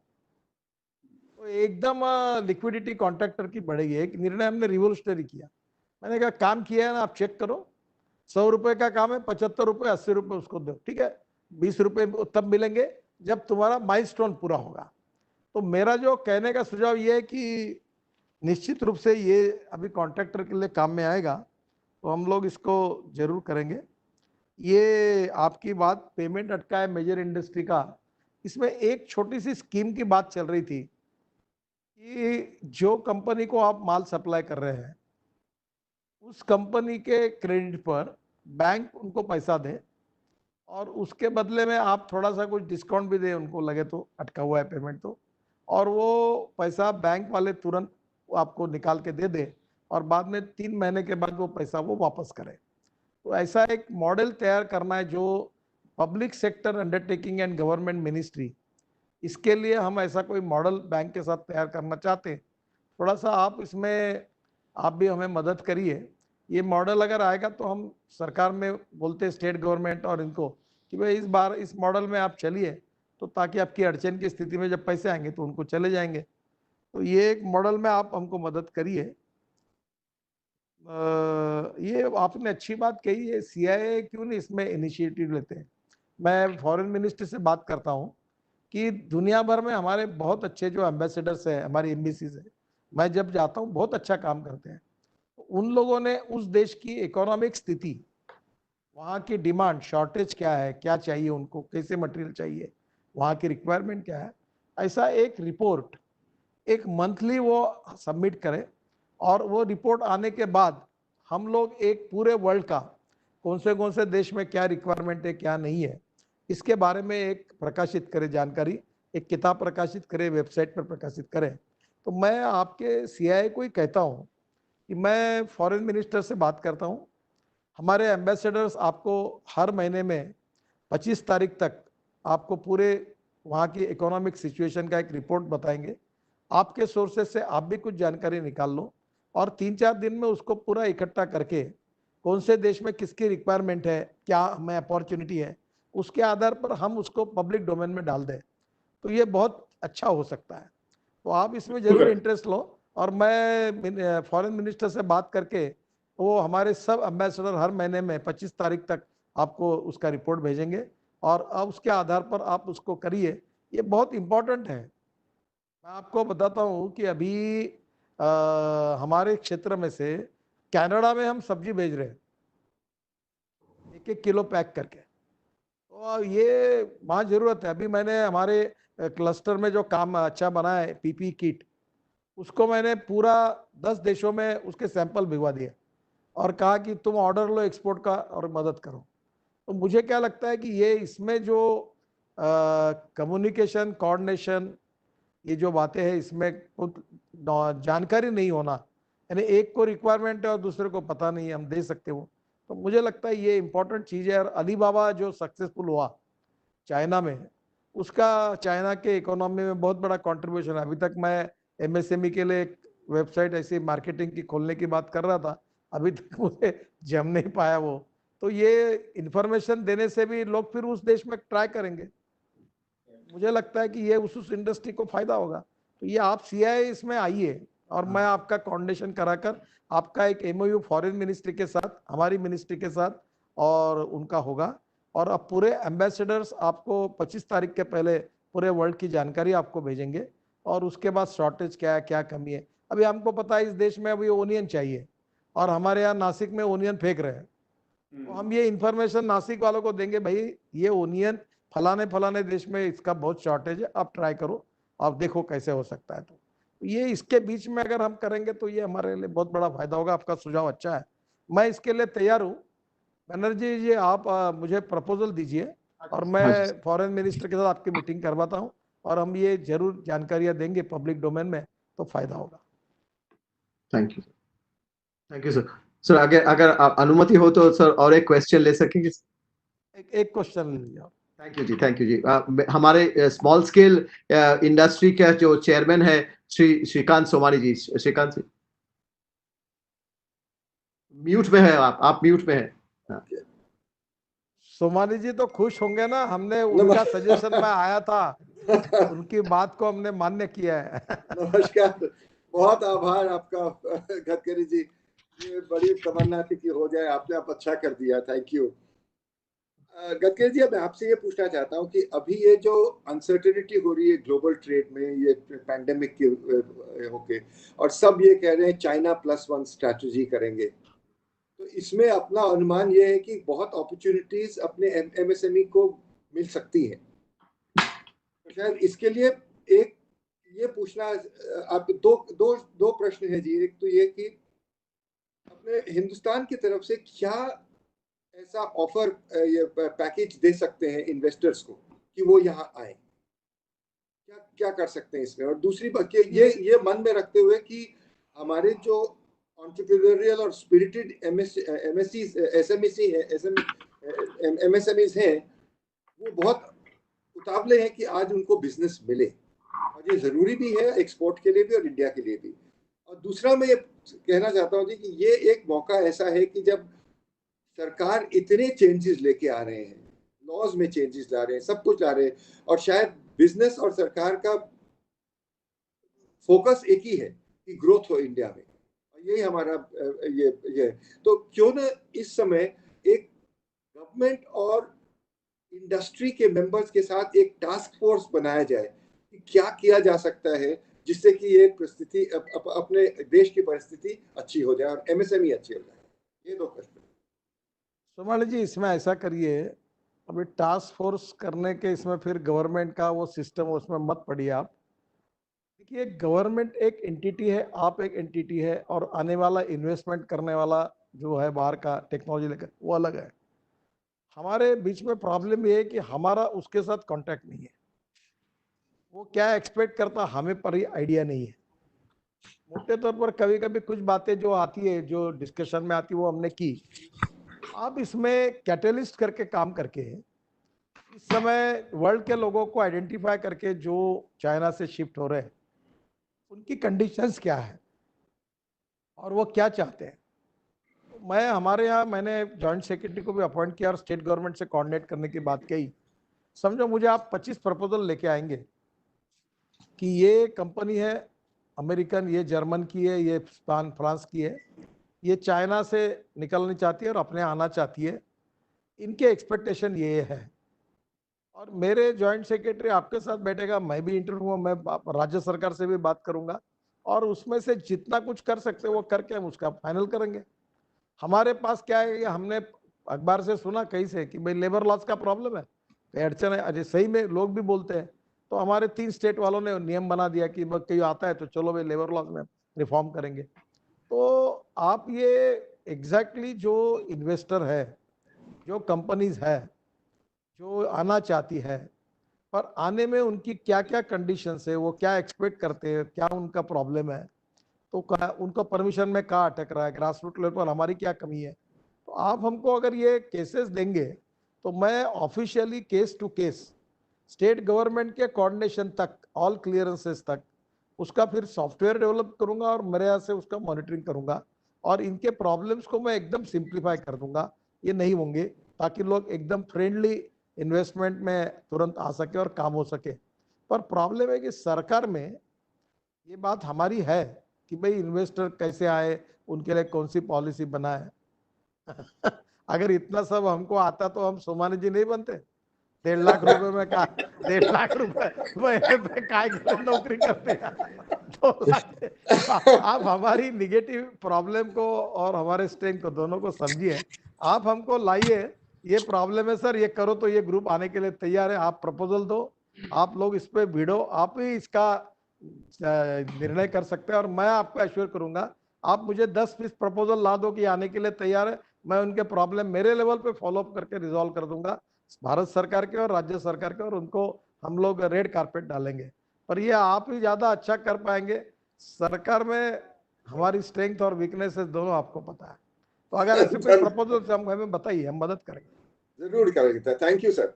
Thank you sir, thank you very much sir. आप जब भी आप आते हैं CII में, we the entire membership sir, आज अभी यहाँ से 500 MSMEs थे, we enjoy and we learn from you sir. It was 1 hour of solid learning for everybody sir, and always आपका जो सुझाव होते हैं, जो आपने आइडियाज हमको देते हैं, आउट ऑफ द बॉक्स होते हैं, always ideas to do something different for both growth and development. So thank you very much sir. हम इतना तो बोलना चाहते हैं कि MSME, आज देश में MSME is lucky to have a leader like you to lead our MSME front.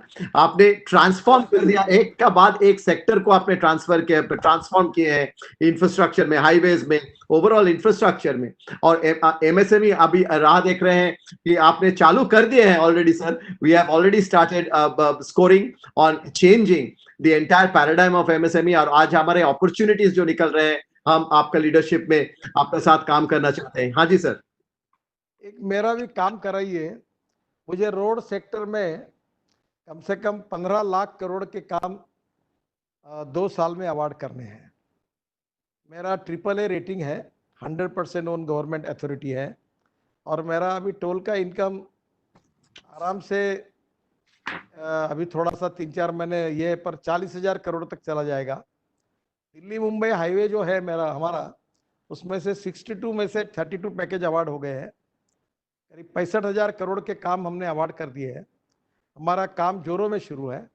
तो मैं अभी फॉरेन इन्वेस्टमेंट बड़े प्रमाण पर लेना चाहता हूँ, और उसका आपको पता है कि हमारा टोल इनकम है, कोई प्रॉब्लम नहीं है। तो मुझे इस समय डॉलर में लेने में सरकार में दिक्कतें हैं, पर वो हेजिंग करके देते हैं। तो आज हम लेंगे, आज ही मुझे, अभी मैं मेंबर फाइनेंस से बात कर रहा था, हमने अभी हमको बहुत सस्ते में 6 पॉइंट समथिंग 75 और 74 में हमको पैसा मिला है मार्केट से। तो हमको क्रेडिट अच्छा पैसा मिलता है, बहुत बड़े प्रमाण पर हम ले रहे हैं। पर अब इंफ्रास्ट्रक्चर में डालने के लिए आप सबके संबंधों से कोई हमारे साथ इन्वेस्टमेंट करने का, फॉरेन इन्वेस्टर FDI का प्रपोजल होगा, तो इसमें आप इनिशिएटिव लीजिए। हमारे कुछ कॉन्ट्रैक्टर अच्छा काम कर रहे हैं, उन कंपनियों को आप जॉइंट वेंचर में इन्वेस्टमेंट पार्टनर अगर कुछ फॉरेन से मिला कर देंगे तो ये देश में बहुत काम है। मैं अभी और काम निकाल रहा हूँ, तो ये हमारा सेक्टर भी, आप इसमें आप हमको मदद कर सके तो NHI को भी करिए, और हमारे कॉन्ट्रैक्टर कंपनी है उनको भी करिए। और मैं आपको ये कहूँगा, ये अन्यथा मत लीजिए, ये रोड सेक्टर बहुत अच्छा है। कोई भी आए, कोरोना कहीं भी आए, कि दंगा हो, फसाद हो, पार्टी बदले, नेता बदले, बरसात आए, कुछ भी आए, 2-4 दिन प्रॉब्लम आता है, पर टोल मिलते रहता है और पूरा सक्सेस स्टोरी है। और मेरा प्लानिंग, मैं 5 साल में 1 लाख करोड़ का इनकम साल का करने वाला हूँ। और ये पूरा आपके ऑटोमोबाइल इंडस्ट्री को, रोड बनेंगे तो गाड़ियाँ खरीदी करेंगे, तो ये भी इनको भी फायदा होगा। और वहाँ हमको रोड अभी बहुत बड़ा नेटवर्क कर रहे हैं, तो मुझे लगता है इसमें इकोनॉमिक वायबिलिटी है। तो आप मुझे, आपके थ्रू अगर कोई आते हैं ऐसे foreign funds, pension fund, insurance fund, ये करिए। और तीसरी बात आज मैंने कही थी, आप थोड़ा सा ये भी एक रोड मैप तैयार करिए कि इंश्योरेंस इकोनॉमी, बाद में पेंशन का पैसा है उसकी इकोनॉमी, और तीसरा जो है वो ये स्टॉक मार्केट की इकोनॉमी, शेयर मार्केट की, ये तीनों को आम आदमी तक पहुंचाना, ये भी देश की इकोनॉमी को मजबूत करने के लिए बहुत बड़ी आवश्यकता है। इसमें बहुत अभी लैप्सेस है। क्या आप जैसी ऑर्गेनाइजेशन इसको पहुंचाने के लिए कोई नए मॉडल्स कुछ कर सकती है क्या, ये भी देखिए। और अगर आप किसी को इन्वेस्टमेंट, मेरे साथ भी कोई अच्छा फंड आता है तो जरूर हमारे लिए भी मदद करिए, ये भी मेरा आपसे अनुरोध है। Thank you very much sir. हम काम करेंगे, इस सारी दिशा में काम करेंगे, और थैंक यू वेरी मच। और आपका साथ हम हमारा काम करने का जो अपॉर्चुनिटीज मिलते हैं और ये जो सब आइडियाज आप देते हैं, इसको आगे ले जाना हमारे लिए एक बहुत ही गर्व की बात है। और थैंक यू वेरी मच, आज आपने इतना टाइम गुजारे हमारे एक बहुत ही स्पेशल ओकेजन में, हमारे 125 जन्मतिथि में। और यही बोलना चाहता हूँ, ये तमाम हमारे एमएसएमई मेंबर्स का तरफ से, और आज जो ऑडियंस में 500 लोग जो यहाँ पे है वेबिनार में मौजूद, आपको बहुत बहुत धन्यवाद देना चाहता हूँ मंत्री जी। बेटा ये हमारा क्या है, एक चार्ट तैयार है एमएसएमई का। कल मेरे प्रेस कॉन्फ्रेंस में था,